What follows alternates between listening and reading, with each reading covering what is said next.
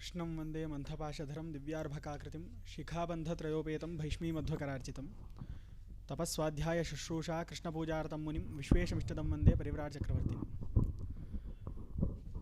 ಪ್ರತಿ ಮಾಸದಂತೆ ಈ ದಿನವೂ ಕೂಡ ಆಚಾರ್ಯರು ನಮಗೆ ಮಧ್ವ ಸಿದ್ಧಾಂತದ ಪ್ರಧಾನ ಪ್ರಮೇಯಗಳು ಎನ್ನುವಂತಹ ವಿಷಯವನ್ನು ಕುರಿತು ಉಪನ್ಯಾಸ ಮಾಡಲಿಕ್ಕಿದ್ದಾರೆ. ಅಂತಹ ಆಚಾರ್ಯರಿಗೆ ಅಖಿಲ ಭಾರತ ಮಾಧ್ವ ಮಹಾಮಂಡಲದ ವತಿಯಿಂದ ಮತ್ತು ವೈಯಕ್ತಿಕವಾಗಿ ಸ್ವಾಗತವನ್ನು ಕೊಡ್ತಾ ಇದ್ದೇನೆ. ಅದೇ ರೀತಿಯಾಗಿ ಆಗಮಿಸಿದಂತಹ ಎಲ್ಲ ಶ್ರೋತೃಗಳಿಗೂ ಕೂಡ ಅಖಿಲ ಭಾರತ ಮಾಧ್ವ ಮಹಾಮಂಡಲದ ವತಿಯಿಂದ ಮತ್ತು ವೈಯಕ್ತಿಕವಾಗಿ ಸ್ವಾಗತವನ್ನು ಕೋರುತ್ತಾ ಪೂಜ್ಯ ಆಚಾರ್ಯರಲ್ಲಿ ಉಪನ್ಯಾಸವನ್ನು ಪ್ರಾರಂಭ ಮಾಡಬೇಕು ಅಂತ ಪ್ರಾರ್ಥನೆ ಮಾಡಿಕೊಳ್ತೇನೆ.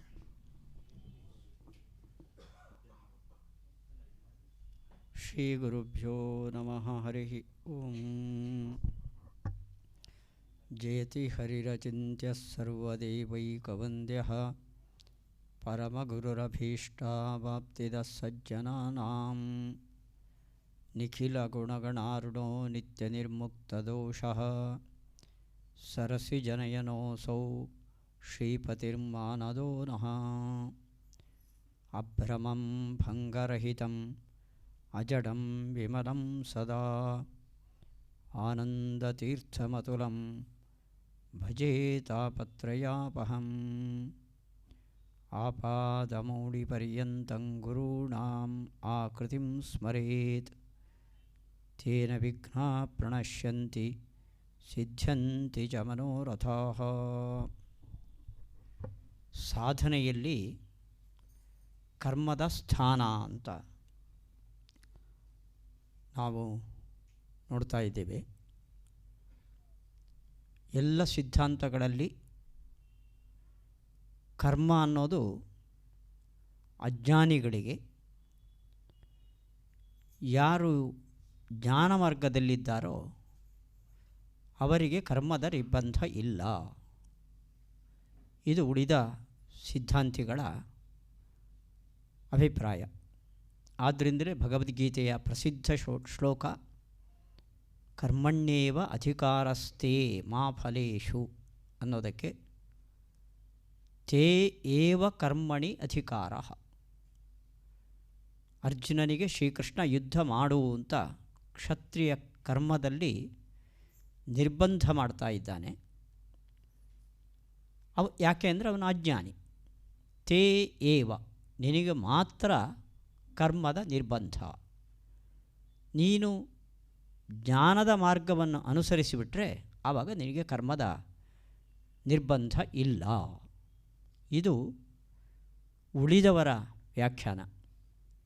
ಶ್ರೀಮದ್ ಆಚಾರ್ಯರು ತೇಪಿ ಅಂತ ಮಾಡಿದರು. ತೇಪಿ ಅಂದರೆ ನಿನಗೂ ಕೂಡ ಕರ್ಮದಲ್ಲಿ ಅಧಿಕಾರ. ಅಂದರೆ ಇದರ ಅರ್ಥ ವ್ಯತ್ಯಾಸ ಏನಾಯಿತು ಅಂದರೆ, ನಿನಗೂ ಕೂಡ ಅಂದರೆ ನೀನು ಜ್ಞಾನಿ, ಜ್ಞಾನಿಗೆ ಕರ್ಮದ ಒತ್ತಡ ಇಲ್ಲ, ನಿರ್ಬಂಧ ಇಲ್ಲ, ಆದರೂ ನೀನು ಕರ್ಮವನ್ನು ಮಾಡಬೇಕು. ಇದು ಆಚಾರ್ಯರ ಅರ್ಥ. ಅಲ್ಲಿಗೆ ಜ್ಞಾನಿಗೆ ಕರ್ಮದಿಂದ ವಿನಾಯಿತಿ ಇಲ್ಲ. ಜ್ಞಾನಿಯಾದವನು ಕರ್ಮವನ್ನು ಮಾಡಲೇಬೇಕು. ಇದು ಆಚಾರ್ಯರ ಸಿದ್ಧಾಂತ. ಕರ್ಮಣ್ಯೇವಾಧಿಕಾರಸ್ಥೆ ಅನ್ನುವಲ್ಲಿ ಆಚಾರ್ಯರು ಇದನ್ನು ತೋರಿಸಿದ್ದಾರೆ.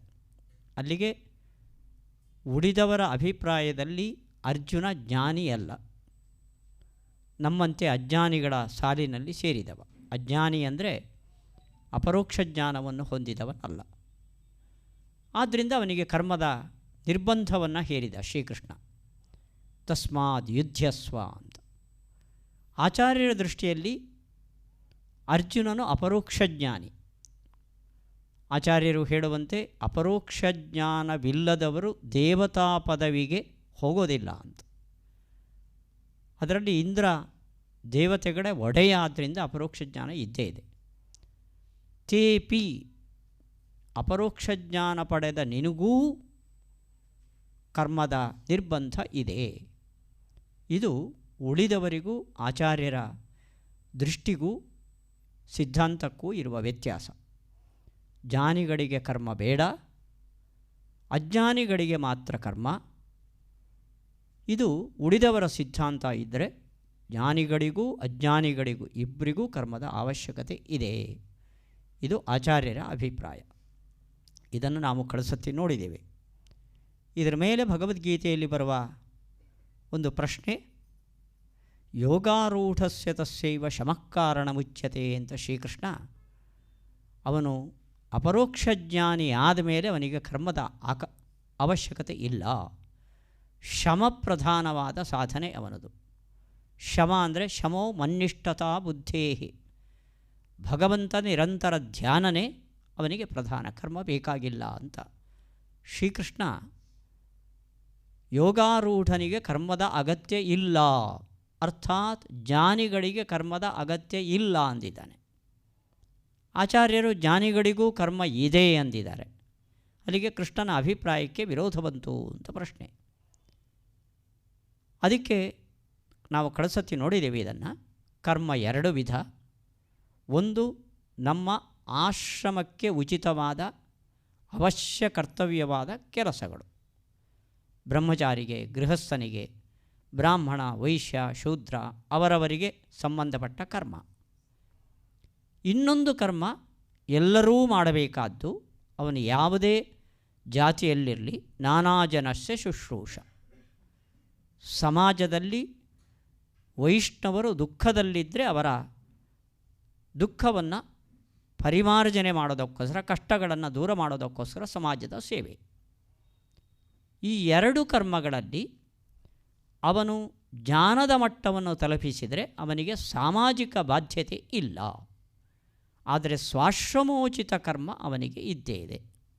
ಹಾಗಾದರೆ ಯೋಗಾರೂಢನಿಗೆ ಕರ್ಮ ಇಲ್ಲ ಅಂದರೆ ಎಲ್ಲ ವರ್ಣದವರಿಗೂ ಇರುವ ಸಮಾಜದ ಕರ್ತವ್ಯ ಶುಶ್ರೂಷೆ ಇದಿಲ್ಲ ಅಂತ ಅರ್ಥ ಹೊರತು ಸ್ವಾಶ್ರಮೋಚಿತ ಕರ್ಮದಿಂದ ಜ್ಞಾನಿಗಳಿಗೂ ವಿನಾಯಿತಿ ಇಲ್ಲ. ಇವಿಷ್ಟು ಆಚಾರ್ಯರ ಸಿದ್ಧಾಂತ ಅಂತ ನಾವು ಕಳೆದ ಬಾರಿಯಲ್ಲಿ ಕಂಡಿದ್ದೇವೆ. ಈ ಜ್ಞಾನದ ಪೂರ್ವದಲ್ಲೂ ಕೂಡ ಎರಡು ವಿಧದ ಕರ್ಮ ಇದೆ, ಸಕಾಮ ಕರ್ಮ, ನಿಷ್ಕಾಮ ಕರ್ಮ ಅಂತ. ಸಕಾಮ ಕರ್ಮ ಅಂದರೆ ಯಾವುದೋ ಒಂದು ಫಲದ ಉದ್ದೇಶವನ್ನಿಟ್ಟುಕೊಂಡು ಮಾಡುವ ಕರ್ಮ. ನಮಗೆ ತುಂಬ ಸಂಸಾರದಲ್ಲಿ ತೊಂದರೆಗಳು ಬಂದಾಗ ಈ ತೊಂದರೆ ಪರಿಹಾರ ಆಗಲಿ ಅಂತ ಜ್ಯೋತಿಷಿಗಳ ಹತ್ರ ಹೋಗಿ ಕೇಳಿ ಇಂಥದ್ದು ಮಾಡಿ ಅಂತ ಅವರು ಹೇಳ್ತಾರೆ, ಅದನ್ನು ಮಾಡೋದು. ಇದನ್ನು ಸಕಾಮ ಕರ್ಮ ಅಂತ ಹೇಳ್ತೀವಿ.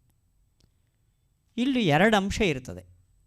ಒಂದು, ನಾನು ಮಾಡುವ ಈ ಧಾರ್ಮಿಕ ಕ್ರಿಯೆಗೆ ಈ ಉದ್ದೇಶ, ಒಂದು ಉದ್ದೇಶ ಅದಕ್ಕೆ ಫಿಕ್ಸ್ ಆಗಿರುತ್ತೆ.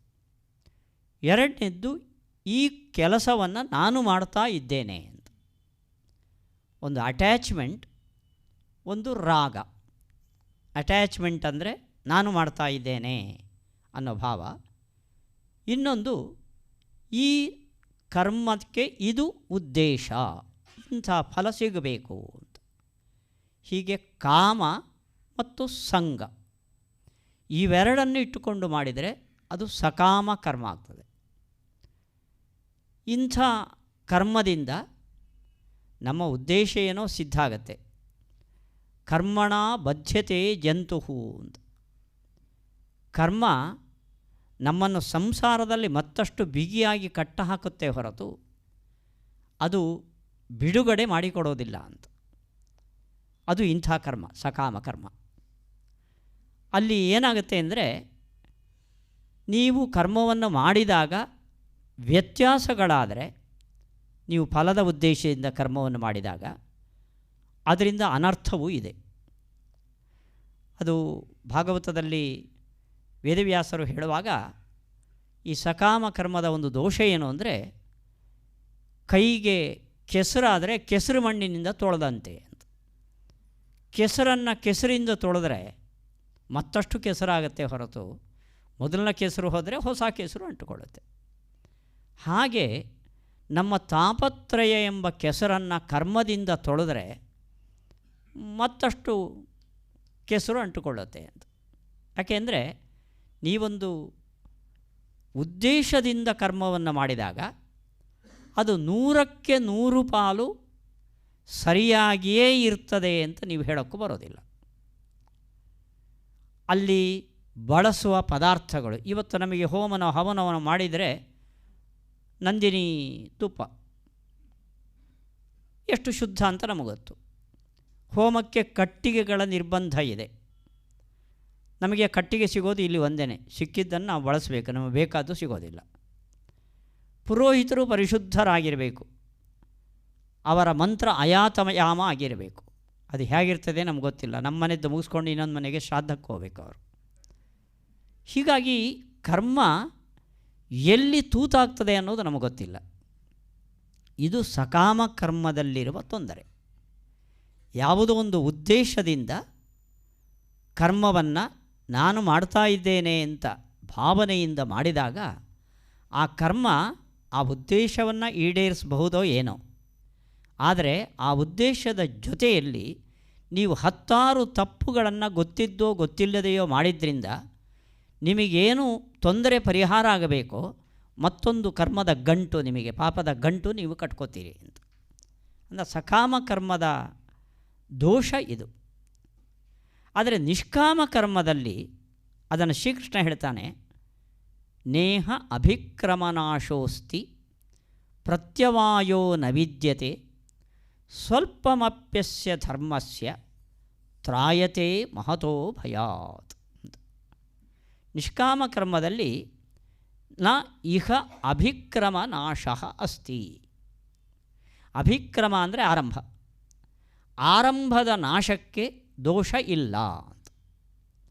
ಇವಾಗ ನಿಮಗೆ ಮನೆಯಲ್ಲಿ ಏನೋ ಒಂದು ಒಳ್ಳೆಯ ಕೆಲಸ ಮಾಡ್ತೇನೆ ಅಂತ ಸಂಕಲ್ಪ ಮಾಡಿದ್ದೀರಿ. ನಮ್ಮ ಈ ಕೆಲಸ ನಿರ್ವಿಘ್ನವಾಗಿ ನೆರವೇರಬೇಕು ಅಂತ ಗಣಪತಿಗೆ ಹರಕೆ ಹೊತ್ಕೊಂಡಿದ್ದೀರಿ. ಮಾಡ್ತೇನೆ ಅಂತ ಪ್ರಾರ್ಥನೆ ಮಾಡಿದ್ದೀರಿ ಮನೆಯಲ್ಲಿ. ನಿಮ್ಮ ಮನೆ ಕೆಲಸ ನಿರ್ವಿಘ್ನವಾಗಿ ಆಯಿತು, ಕೆಲಸ ಆಯ್ತಲ್ಲ ನೋಡೋಣ ಅಂತ ಬಿಟ್ಟರೆ ನೀವು. ನೋಡೋಣ ಅಂದರೆ ವರ್ಷಗಟ್ಟಲೆ ಹೋಯ್ತದು. ಇದು ಅಭಿಕ್ರಮನಾಶ ಅಂತಾರೆ. ಇಂಥದ್ದನ್ನು ಇಂಥದ್ದಕ್ಕೋಸ್ಕರ ಮಾಡಿದ್ದೇನೆ ಅಂತ ಸಂಕಲ್ಪ ಮಾಡಿದಿರಿ, ಮಾಡಲಿಲ್ಲ, ನೀವು ಮಾಡಲಿಲ್ಲ ಅಂದರೆ ಅದಕ್ಕೊಂದು ಪನಿಷ್ಮೆಂಟ್ ಇದೆ.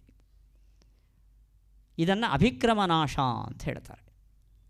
ಆದರೆ ನಿಷ್ಕಾಮ ಕರ್ಮಕ್ಕೆ ಇದಿಲ್ಲ. ನೀವು ಇಲ್ಲಿ ಕೂತ್ರಿ, ನಿಷ್ಕಾಮ ಕರ್ಮದ ಬಗ್ಗೆ ಕೇಳಿದಿರಿ.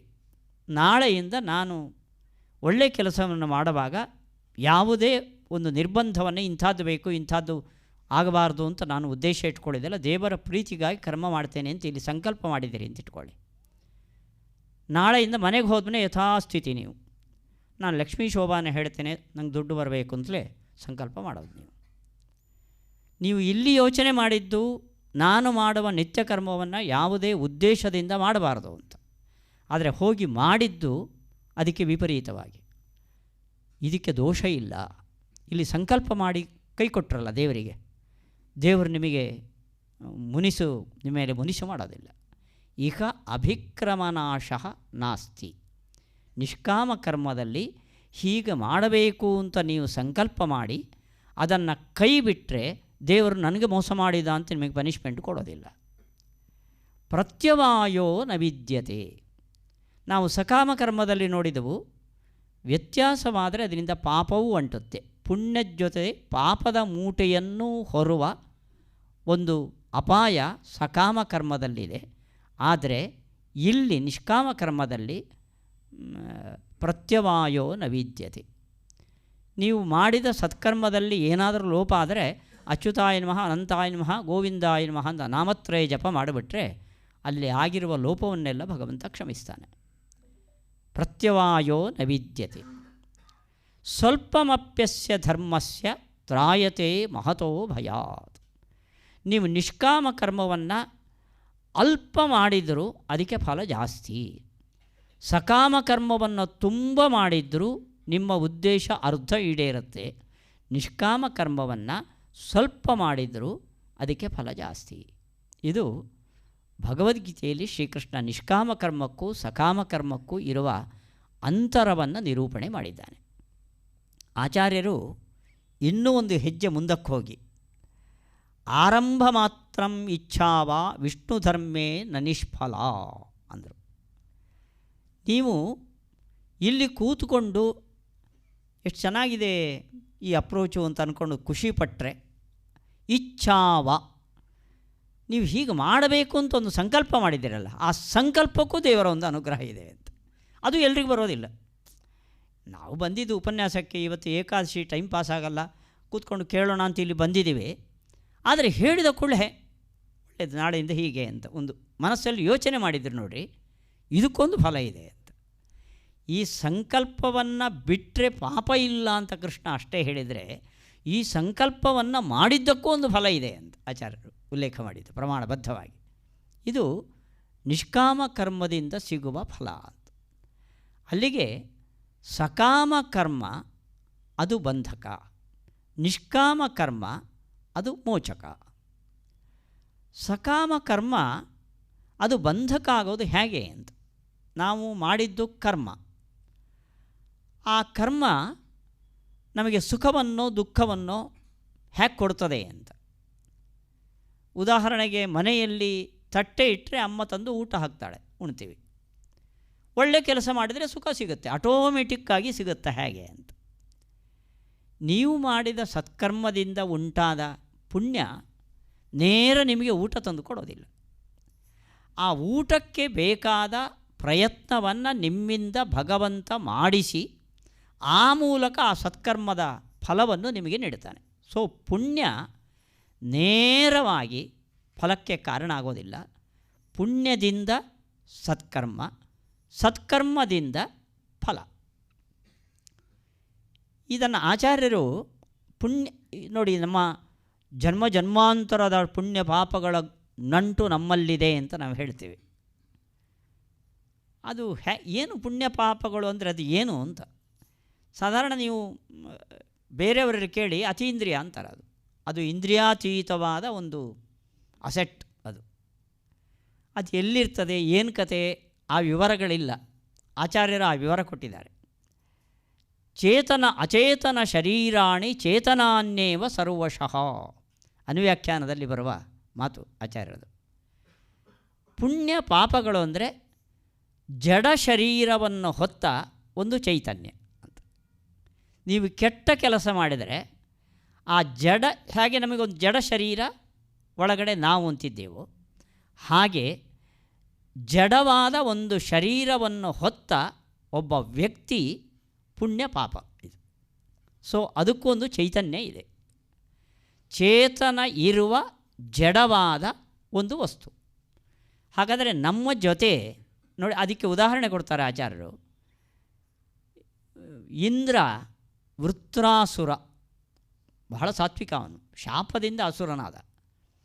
ವೃತ್ರಾಸುರ ಹತ್ಯೆಯಿಂದ ಅವನಿಗೆ ಬ್ರಹ್ಮಹತ್ಯೆಯ ಪಾಪ ಬಂದಾಗ ಮುದಿವೇಷದ ಒಂದು ಹೆಣ್ಣು ಅವನನ್ನು ಬೆನ್ನಟ್ಟಿತು ಅಂತ ಹೇಳ್ತಾರೆ. ಅದು ಪಾಪ. ಇದನ್ನು ಉಲ್ಲೇಖ ಮಾಡಿ ಆಚಾರ್ಯರು ವೃತ್ರಾಸುರನ ಪಾಪ ಮುದಿವೇಷದಿಂದ ಇಂದ್ರನನ್ನು ಬೆನ್ನಟ್ಟಿತು ಅಂದರೆ ಪಾಪಕ್ಕೊಂದು ಶರೀರ ಇದೆ, ಅದರ ಒಳಗಡೆ ಒಂದು ಚೇತನ ಇದೆ. ಹಾಗಾದರೆ ಪುಣ್ಯ ಪಾಪಗಳು ಚೇತನ ಅಧಿಷ್ಠಿತವಾದ ಶರೀರವುಳ್ಳ ಒಂದು ವಸ್ತು. ಇವಾಗ ನಮಗೆ ಇದುವರೆಗೆ ಸೃಷ್ಟಿಯ ಕಾಲದಿಂದ ಇದುವರೆಗೆ ನಾವು ಒಂದಲ್ಲ ಒಂದು ದೇಹವನ್ನು ಪಡೆದಿರ್ತೇವೆ. ಪುಣ್ಯ ಪಾಪಗಳ ಮೂಟೆ ಎಷ್ಟಿರ್ಬೋದು ಅಂತ ಯೋಚನೆ ಮಾಡಿ. ಅಷ್ಟು ಪುಣ್ಯ ಪಾಪಗಳು ಈ ಲಿಂಗ ಶರೀರದಲ್ಲಿ ಹೊತ್ತುಕೊಂಡು ನಾವು ದೇಹದಿಂದ ದೇಹಕ್ಕೆ ಸಂಚಾರ ಮಾಡ್ತೇವೆ. ಎಷ್ಟು ಎಷ್ಟು ಕೋಟಿ ಕೋಟಿ ಪುಣ್ಯ ಪಾಪಗಳ ಅಣುಗಳು, ಚೇತನಗಳು ಅಚೇತನ ಶರೀರ ಹೊತ್ತು ನಮ್ಮ ಜೊತೆ ಸಂಚಾರ ಮಾಡ್ತವೆ. ಇದು ನೋಡಿ, ಯಾವುದೋ ಒಂದು ಜನ್ಮದ ಪುಣ್ಯದ ಫಲವಾಗಿ ನಾವು ಮನುಷ್ಯರಾಗಿ ಹುಟ್ಟಿದ್ದೇವೆ, ಅದರಲ್ಲೂ ಕೂಡ ಮಾಧ್ವರಾಗಿ ಹುಟ್ಟಿದ್ದೇವೆ. ಮಾಧ್ವರಾಗಿಯೂ ಕೂಡ ಮಾಧ್ವ ಮಹಾಮಂಡಲದ ಈ ಸಭೆಯಲ್ಲಿ ಪಾಲ್ಗೊಂಡಿದ್ದೇವೆ ನಾವು. ಇದೊಂದು ಪುಣ್ಯದ ಫಲ ಅಂತಿಟ್ಕೊಳ್ಳಿ. ಇದು ನಮ್ಮ ಲಿಂಗ ದೇಹದಲ್ಲಿ ಒಟ್ಟಿಗೆ ನಮ್ಮ ಜೊತೆ ಎಲ್ಲೆಲ್ಲೂ ಹೋಗ್ತೇವೋ ಅಲ್ಲೂ ಸಂಚಾರ ಮಾಡುತ್ತೆ. ಸೊ ನಮಗೆ ಈ ಭೌತಿಕ ಪಂಚಭೌತಿಕ ದೇಹ ಏನಿದೆಯೋ ಇದು ಬಿಟ್ಟು ಹೋದರೂ ಲಿಂಗದೇಹದ ನಂಟು ಮೋಕ್ಷದವರೆಗೂ ಇರುತ್ತೆ. ಆದ್ದರಿಂದ ಮೋಕ್ಷದವರೆಗೂ ಈ ಪುಣ್ಯ ಪಾಪಗಳು ನಮ್ಮ ಜೊತೆಯಲ್ಲಿ ಇರ್ತವೆ. ಇದು ಹೇಗೆ ಕೆಲಸ ಮಾಡ್ತವೆ ಅಂತ, ಪರಮಾತ್ಮ ತಾನೇ ತಾನಾಗಿ ಏನು ಕೆಲಸವನ್ನು ಮಾಡಬಲ್ಲ. ಅವನಿಗೆ ಯಾವುದರ ಸಹಾಯವೂ ಇಲ್ಲ. ಪ್ರಪಂಚವನ್ನು ಸೃಷ್ಟಿ ಮಾಡಬೇಕಾದರೆ ಪ್ರಕೃತಿ ಎಂಬ ಜಡ ಪದಾರ್ಥವನ್ನು ಸ್ವೇಚ್ಛೆಯಿಂದ ಬಳಸಿಕೊಳ್ತಾನೆ ಹೊರತು ಪ್ರಕೃತಿಯನ್ನು ಬಳಸದೇನೂ ಪ್ರಪಂಚವನ್ನು ಸೃಷ್ಟಿ ಮಾಡುವ ಸಾಮರ್ಥ್ಯ ಅವನಿಗಿದೆ. ನಮ್ಮ ಸುಖ ದುಃಖಗಳಿಗೆ ಪರಮಾತ್ಮ ಕಾರಣ. ಯಾವುದನ್ನೂ ಮಾಧ್ಯಮವನ್ನಾಗಿ ಮಾಡದೆ ಆತ ಸುಖ ದುಃಖಗಳನ್ನು ಕೊಡಬಲ್ಲ. ಆದರೆ ಹಾಗೆ ಮಾಡೋದಿಲ್ಲ ಪರಮಾತ್ಮ. ಜಡವಾದ ಪುಣ್ಯ ಪಾಪಗಳನ್ನು ನಿಮಿತ್ತವನ್ನಾಗಿಟ್ಟುಕೊಂಡು ಆತ ಪುಣ್ಯ ಮಾಡಿದವನಿಗೆ ಸುಖ, ಪಾಪ ಮಾಡಿದವನಿಗೆ ಪಾಪದ ನಂಟು, ನಾನು ಹೇಳಿದನಲ್ಲ ಪಾಪ ನಮ್ಮ ಜೊತೆ ಇರುತ್ತೆ, ಅದರ ಫಲವಾಗಿ ದುಃಖವನ್ನು ಕೊಡುತ್ತವೆ. ಸೊ ಈ ಲಿಂಗದೇಹದ ಜೊತೆಯಲ್ಲಿ ಇಂಥ ಪಾಪ ಪುಣ್ಯಗಳ ನೂರಾರು ಸಾವಿರಾರು ಚೇತನಗಳು ನಮ್ಮ ಜೊತೆ ಬರ್ತವೆ. ನೋಡಿ, ಪರಮಾತ್ಮನ ಸೃಷ್ಟಿಯ ವೈಚಿತ್ರ್ಯ ನೋಡಿರಿ. ನಾವು ಅಣುಗಳು, ಜೀವ ಎಷ್ಟು ಅಣು ಅಂತ ನಿಮಗೆ ಗೊತ್ತು. ಅವನ ಜೊತೆಯಲ್ಲಿ ಆ ಲಿಂಗ ಶರೀರದಲ್ಲಿ ಸಾವಿರಾರು ಈ ಪುಣ್ಯ ಪಾಪಗಳ ಚೇತನಗಳು ಇವೆ. ಅವರೊಂದೊಂದು ಚೇತನ, ಅವರೂ ಪುಣ್ಯ ಪಾಪ ಮಾಡಿರ್ತಾರೆ. ಯಾವುದೋ ಒಂದು ಪುಣ್ಯದಿಂದಲೋ ಪಾಪದಿಂದಲೋ ಈ ಪುಣ್ಯದ ಶರೀರದ ಒಳಗೆ ಸೇರಿಕೊಂಡಿರ್ತಾರೆ ಅವರು. ಮತ್ತು ಅವರು ಚೇತನ ಆದಮೇಲೆ ನಮ್ಮ ಥರನೇ ಆಗಬೇಕಲ್ಲ. ಅವರಿಗೆ ಸಾವಿರಾರು ಪುಣ್ಯ ಪಾಪಗಳ ನಂಟು. ಆ ಪುಣ್ಯ ಪಾಪಗಳೊಳಗೆ ಮತ್ತೆ ಚೇತನರಿರಬೇಕಲ್ಲ ಅವರಿಗೆ. ಹಾಗಾದರೆ ಒಂದು ಚೇತನ ತೆಗೆದುಕೊಂಡ್ರೆ ಒಳಗೆ ಒಳಗೆ ಒಳಗೆ ಒಳಗೆ ಪುಣ್ಯ ಪಾಪಗಳು ಹೋದಂತೆ ಎಷ್ಟು ಚೇತನಗಳಿವೆ ಅಂತ ನೋಡಿ, ಯೋಚನೆ ಮಾಡಿ. ಇವಿಷ್ಟನ್ನು ಪರಮಾತ್ಮ ನೋಡಿ ಎಲ್ಲಿದ್ದಾರೆ ಹರಿದಾಸ್ ಭಟ್ರು ಅಂತ ಗುರುತಿಸಿ ಅವರ ಪುಣ್ಯ ಯಾವತ್ತು ಫಲ ಕೊಡಬೇಕು ಅಂತ ಯೋಚನೆ ಮಾಡಿ ಅದರ ಸುಖವನ್ನು ದುಃಖವನ್ನು ನಮಗುಣಿಸ್ತಾನೆ. ಇದು ಪರಮಾತ್ಮನ ಅದ್ಭುತ ಶಕ್ತಿ ಅಂದರೆ ಇದು. ಒಂದು ಚೇತನ ತೆಗೆದುಕೊಂಡ್ರೆ ಒಳಗೆ ಒಳಗೆ ಒಳಗೆ ಒಳಗೆ ಕೋಟಿ ಕೋಟಿ ಚೇತನಗಳಿದ್ದಾಗ ಆ ಒಂದೊಂದು ಚೇತನವನ್ನು ಪರ್ಟಿಕ್ಯುಲರಾಗಿ ಆತ ವೀಕ್ಷಿಸಿ ಅವುಗಳ ಕೋಟಿ ಕೋಟಿ ಪುಣ್ಯಗಳು ಯಾವ ಕಾಲದಲ್ಲಿ ಫಲ ಕೊಡಬೇಕೋ ಆ ಕಾಲದಲ್ಲಿ ಅದನ್ನು ಪಕ್ವವಾಗಿಸಿಕೊಂಡು ಫಲ ಕೊಡ್ತಾನೆ ಅಂದರೆ ಎಷ್ಟು ದೊಡ್ಡ ವ್ಯಾಪಾರ ದೇವರದು ನೋಡಿ. ಇದು ಭಗವಂತನ ಅದ್ಭುತ ವ್ಯಾಪಾರಕ್ಕೆ ಒಂದು ಚಿಕ್ಕ ಉದಾಹರಣೆ. ಆ ಪುಣ್ಯ ಪಾಪಗಳು ನಮ್ಮ ಲಿಂಗ ಶರೀರದಲ್ಲಿದೆ ಅಂತ ಇಟ್ಕೊಳ್ಳ್ರಿ. ಅದು ಇವಾಗ ನನ್ನ ಒಂದು ಕೆಟ್ಟ ಯೋಚನೆ ಬಂತು, ಕೆಟ್ಟ ಕೆಲಸ ಮಾಡಿದೆ ನಾನು. ಇದು ನಾನು ಹಿಂದಿನ ಜನ್ಮದಲ್ಲಿ ಮಾಡಿದ ಪಾಪದ ಫಲ. ಒಳ್ಳೆಯ ಯೋಚನೆ ಬಂತು, ಒಳ್ಳೆಯ ಕೆಲಸ ಮಾಡಿದೆ, ಇದು ಹಿಂದಿನ ಜನ್ಮದ ಪುಣ್ಯದ ಫಲ. ಇದು ನಮ್ಮ ಮನಸ್ಸಿನ ಮೇಲೆ ಹೇಗೆ ಪ್ರಭಾವವನ್ನು ಬೀರುತ್ತದೆ ಅಂತ. ಪುಣ್ಯ ಇದ್ದವನಿಗೆ ಒಳ್ಳೆಯ ಕೆಲಸ ಮಾಡೋಣ ಅಂತ ಅನ್ನಿಸ್ತದೆ, ಒಳ್ಳೆಯ ಕೆಲಸ ಮಾಡ್ತಾನೆ, ಅವನಿಗೆ ಭಗವಂತನ ಅನುಗ್ರಹ ಆಗುತ್ತೆ. ಪಾಪ ಇದ್ದವನು ಕೆಟ್ಟ ಕೆಲಸ ಮಾಡ್ತಾನೆ, ಮತ್ತಷ್ಟು ಪಾಪದ ನಂಟನ್ನು. ಅವನು ಮಾಡೋದು ಅಂದರೆ ಅವನ ಮನಸ್ಸಿನಲ್ಲಿ ಒಳ್ಳೆಯವನವನು ಯಾವುದೋ ಹಿಂದಿನ ಜನ್ಮದ ಕರ್ಮದಿಂದ ಕೆಟ್ಟ ಯೋಚನೆ ಬಂತು, ಕೆಟ್ಟ ಕೆಲಸ ಮಾಡಿದ. ನೋಡಿ, ಅದುವರೆಗೆ ಅವನು ಕೆಟ್ಟ ಕೆಲಸ ಮಾಡಿದವನಲ್ಲ. ಯಾವುದೋ ಒಂದು ಮೂಮೆಂಟಲ್ಲಿ ಕೆಟ್ಟ ಯೋಚನೆ ಬಂತು, ಕೆಟ್ಟ ಕೆಲಸ ಮಾಡಿದ. ಇದು ಹೇಗಿದು ಆಟೋಮೆಟಿಕಲಿ ಆ ಪುಣ್ಯ ಅದರಲ್ಲಿ ಒಂದು ಚೇತನ ಇದೆ, ಹೌದು. ಅದು ತಾನಾಗಿ ಮೇಲಕ್ಕೆ ಬಂದು ನಿಮ್ಮ ಮನಸ್ಸನ್ನು ಕುಟ್ಟಿ ನೀನು ಕೆಟ್ಟದ್ದು ಮಾಡು ಅಂತ ಪ್ರೇರಣೆ ಭಗವಂತ ಅದರ ಮೂಲಕ ಮಾಡಿಸ್ತಾನೆ, ಹೌದು. ಹೇಗೆ ಮಾಡಿಸ್ತಾನೆ ಅಂತ, ಆ ಪುಣ್ಯ ಪಾಪಗಳು ಅನುರೂಪದಿಂದ ನಮ್ಮ ಈ ಸ್ಥೂಲ ದೇಹದಲ್ಲಿ ಯಾವ ರೀತಿ ಕಾರ್ಯಾಚರಣೆ ಮಾಡ್ತದೆ ಅಂತ ನೋಡಿ. ಪ್ರತಿಯೊಂದು ಭೌತಿಕ ಪದಾರ್ಥಗಳಲ್ಲೂ ಕೂಡ ಸತ್ವ, ರಜಸ್ಸು, ತಮಸ್ಸು ಅಂತ 3 ಗುಣಗಳಿರ್ತವೆ. ಸತ್ವಗುಣ ಉದ್ರೇಕಗೊಂಡಾಗ ಒಳ್ಳೆ ಭಾವನೆಗಳು ಬರ್ತದೆ. ರಜೋಗುಣಗಳು ಮೇಲಕ್ಕೆ ಬಂದಾಗ ಸಿಟ್ಟು, ರಾಗ, ಕೋಪ, ತಾಪಗಳು ಬರ್ತವೆ. ತಮೋಗುಣಗಳು ಮೇಲಕ್ಕೆ ಬಂದಾಗ ನಿದ್ರಾ, ಆಲಸ್ಯ, ತಂದ್ರ, ತೂಕಡಿಕೆ ಇವೆಲ್ಲ ಬರ್ತದೆ. ಈ ಪುಣ್ಯ ಪಾಪಗಳನ್ನು ಈ ಸತ್ವರಜಸ್ತಮೋ ಗುಣಗಳು ನಮ್ಮ ಮನಸ್ಸಿನಲ್ಲಿ ಏನಿದೆಯೋ ಅದು ಮನಸ್ಸು ಭೌತಿಕ, ಅದರಲ್ಲಿ ಈ 3 ಗುಣಗಳಿದೆ. ಆ ಪುಣ್ಯ ಪಾಪಗಳು ಮನಸ್ಸಿನಲ್ಲಿರುವ ಗುಣಗಳ ಮೇಲೆ ಪ್ರಭಾವವನ್ನು ಬೀರುವಂತೆ ಭಗವಂತ ಮಾಡ್ತಾನೆ. ಮನಸ್ಸಿಗೂ ಆ ಪುಣ್ಯದ ಅಣುಗಳಿಗೂ ಸಂಪರ್ಕವನ್ನು ಏರುವಂತೆ ಮಾಡಿ ಆ ಮನಸ್ಸಿನಲ್ಲಿರುವ ಸತ್ವಗುಣ ಅದು ಮೇಲಕ್ಕೆ ಬರುವಂತೆ ಮಾಡ್ತಾನೆ. ಸೊ ಸತ್ವಗುಣ ಮೇಲಕ್ಕೆ ಬಂದು ಅಂದರೆ ರಾವಣನಿಗೂ ಒಳ್ಳೆಯ ಬುದ್ಧಿ ಬರುತ್ತೆ, ಕಂಸನಿಗೂ ಒಳ್ಳೆಯ ಬುದ್ಧಿ ಬರ್ತದೆ. ಸತ್ವಗುಣ ಕೆಳಕ್ಕೆ ಹೋಗಿ ರಜೋಗುಣ ಮೇಲಕ್ಕೆ ಬಂತು ಅಂದರೆ ಅದು ಈ ಪುಣ್ಯದ ಪ್ರಭಾವದಿಂದ ಭಗವಂತ ಈ ಪುಣ್ಯದ ಅಣುಗಳಿಂದ ಮನಸ್ಸಿನ ಸತ್ವರಜಸ್ತಮೋ ಪರಮಾಣುಗಳ ಮೇಲೆ ಕಾರ್ಯಾಚರಣೆ ಮಾಡುವಂತೆ ಮಾಡಿ ರಜೋಗುಣ ಮೇಲಕ್ಕೆ ಬಂತು ಅಂದರೆ ತುಂಬ ಸಾತ್ವಿಕನಾದವನಿಗೂ ಕೂಡ ಏಕಾಶಿ ಉಪವಾಸ ಮಾಡಿದ ಜೋರಾಗಿ ಕೋಪ ಬರುವಂತೆ ಮಾಡ್ತಾನೆ. ಹೀಗೆ ಆ ಪುಣ್ಯ ಪಾಪದ ಅಣುಗಳು ಮನಸ್ಸಿನ ತ್ರಿಗುಣಗಳ ಮೇಲೆ ಪ್ರಭಾವವನ್ನು ಬೀರುವ ಮೂಲಕ ಮನುಷ್ಯನಲ್ಲಿ ಸಾತ್ವಿಕ, ರಾಜಸ, ತಾಮಸ ಕೆಲಸಗಳು ನಡೆಯುವಂತೆ ಮಾಡ್ತವೆ. ಇದು ನಮ್ಮ ಕರ್ಮದ ಫಲ ಸಂಸಾರದಲ್ಲಿ ನಮಗೆ ಭೋಗವನ್ನು ಕೊಡುವ ಕ್ರಮ. ಇದು ಕರ್ಮಗಳು ಅಂದರೆ ಅಚೇತನ ಶರೀರ ಅಧಿಷ್ಠಿತವಾದ ಒಂದು ಚೇತನಗಳು.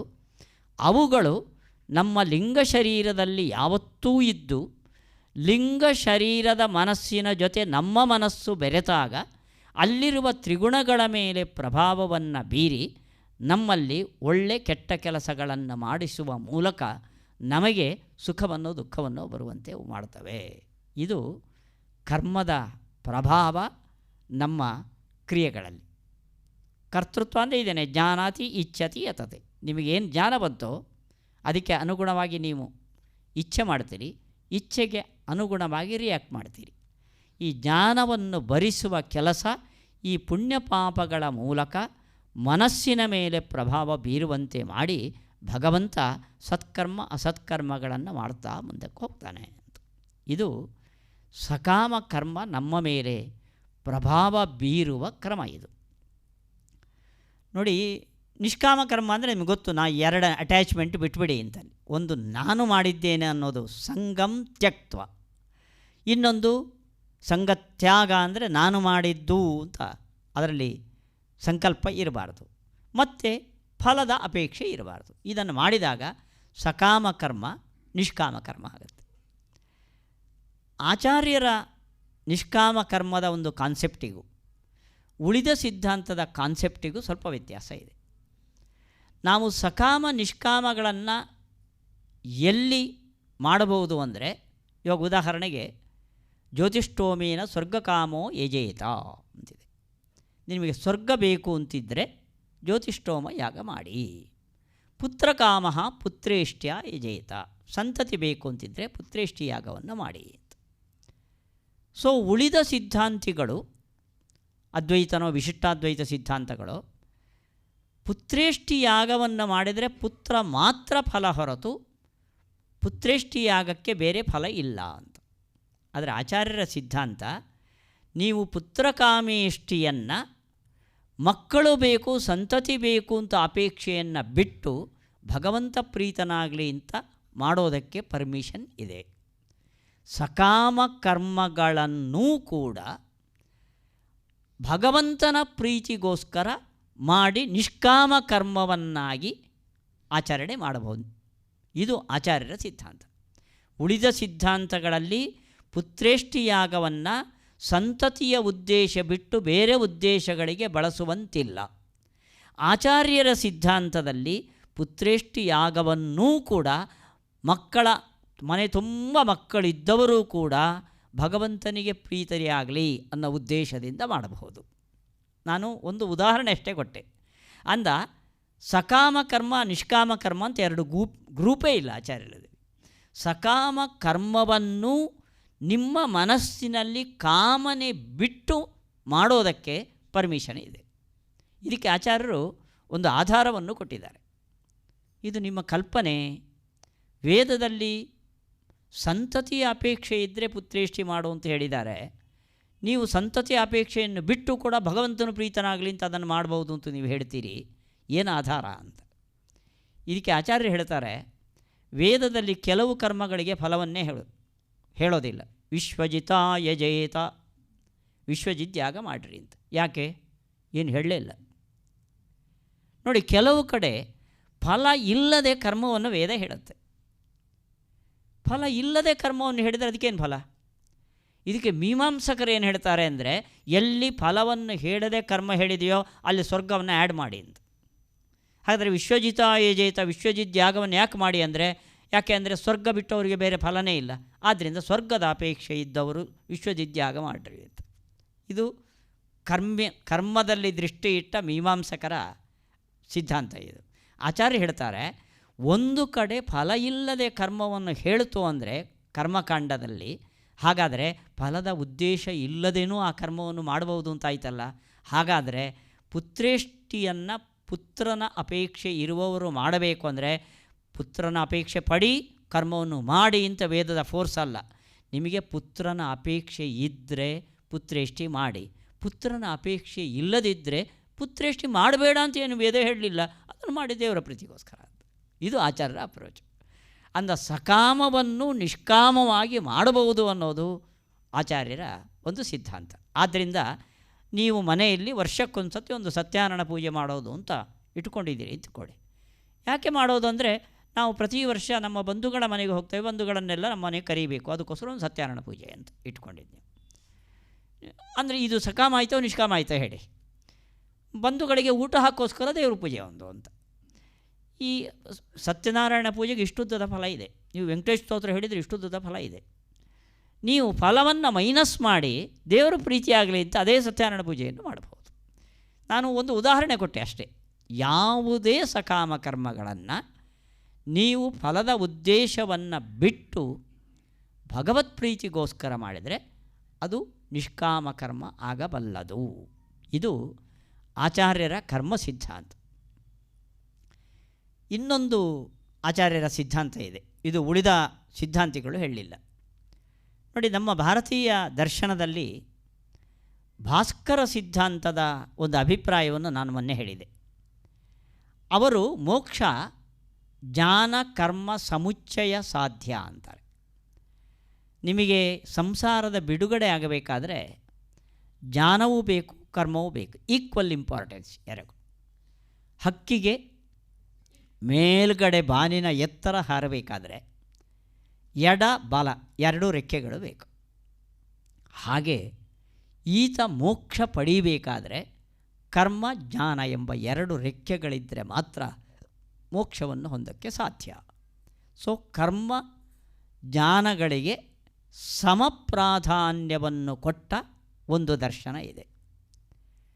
ಇನ್ನು ಉಳಿದೆಲ್ಲ ದರ್ಶನಗಳು ಕೂಡ ಮೋಕ್ಷಕ್ಕೆ ಕರ್ಮದ ಅಗತ್ಯವೇ ಇಲ್ಲ, ಜ್ಞಾನದಿಂದಲೇ ಮೋಕ್ಷ. ಜ್ಞಾನೇ ನೈವ ಪರಂ ಪದಂ. ಜ್ಞಾನದಿಂದ ಮೋಕ್ಷ ಸಾಧ್ಯ ಹೊರತು ನಾಸ್ತಿ ಅಕೃತ ಕೃತೇನ. ಅಕೃತ ಅಂದರೆ ಮೋಕ್ಷಕ್ಕೆ ಹೆಸರು, ಅದು ಕರ್ಮದಿಂದ ಸಾಧ್ಯವಲ್ಲಾದ್ದರಿಂದ ಅಕೃತ. ಅದು ಕೃತೇನ, ನೀವು ಆಚರಣೆ ಮಾಡಿದ ಕರ್ಮದಿಂದ ನಿಮಗೆ ಮೋಕ್ಷ ಸಿಗೋದಿಲ್ಲ ಅಂತ. ಸೊ ಮೋಕ್ಷಕ್ಕೆ ಕರ್ಮವು ಕಾರಣ ಅಲ್ಲ ಅಂತ ಉಳಿದವರ ಸಿದ್ಧಾಂತ ಇದು. ಹಾಗಾದರೆ ಕರ್ಮ ಯಾಕೆ ಬೇಕು ಅಂತ. ಕರ್ಮ ಜ್ಞಾನಿಗಳಿಗೆ ಬೇಡೇ ಬೇಡ ಅಂತ ಶಂಕರ ಸಿದ್ಧಾಂತ. ಕರ್ಮ ನಿಮ್ಮನ್ನು ಮತ್ತಷ್ಟು ಈ ಸಂಸಾರದಲ್ಲಿ ಕಟ್ಟಿ ಹಾಕತ್ತೆ ಹೊರತು ಜ್ಞಾನಿಗಳಿಗೆ ಕರ್ಮದ ಅಗತ್ಯವೇ ಇಲ್ಲ ಅಂತ ನಾವು ನೋಡಿದ್ದೀವಿ. ಆದರೆ ಅಂತಃಕರಣ ಶುದ್ಧಿಗಾಗಿ ಕರ್ಮ ಅಂತ ಉಳಿದ ವೇದಾಂತಿಗಳ ಸಿದ್ಧಾಂತ. ಇದನ್ನು ಆಚಾರ್ಯರು ಒಪ್ಕೋತಾರೆ. ಅಂತಃಕರಣ ಶುದ್ಧಿ ಅಂದರೆ ನಾವು ನಮ್ಮ ಮನಸ್ಸನ್ನು ಶ್ರವಣ ಮನನ ಧ್ಯಾನ, ಧ್ಯಾನ ಅನ್ನೋದು ಕೊನೆಯ ಸಾಧನ, ಧ್ಯಾನದಿಂದ ಅಪರೋಕ್ಷ. ಧ್ಯಾನ ಅಂದರೆ ಮನಸ್ಸಿನಿಂದ ನಿರಂತರ ಪರಮಾತ್ಮನ ಅವಲೋಕನ.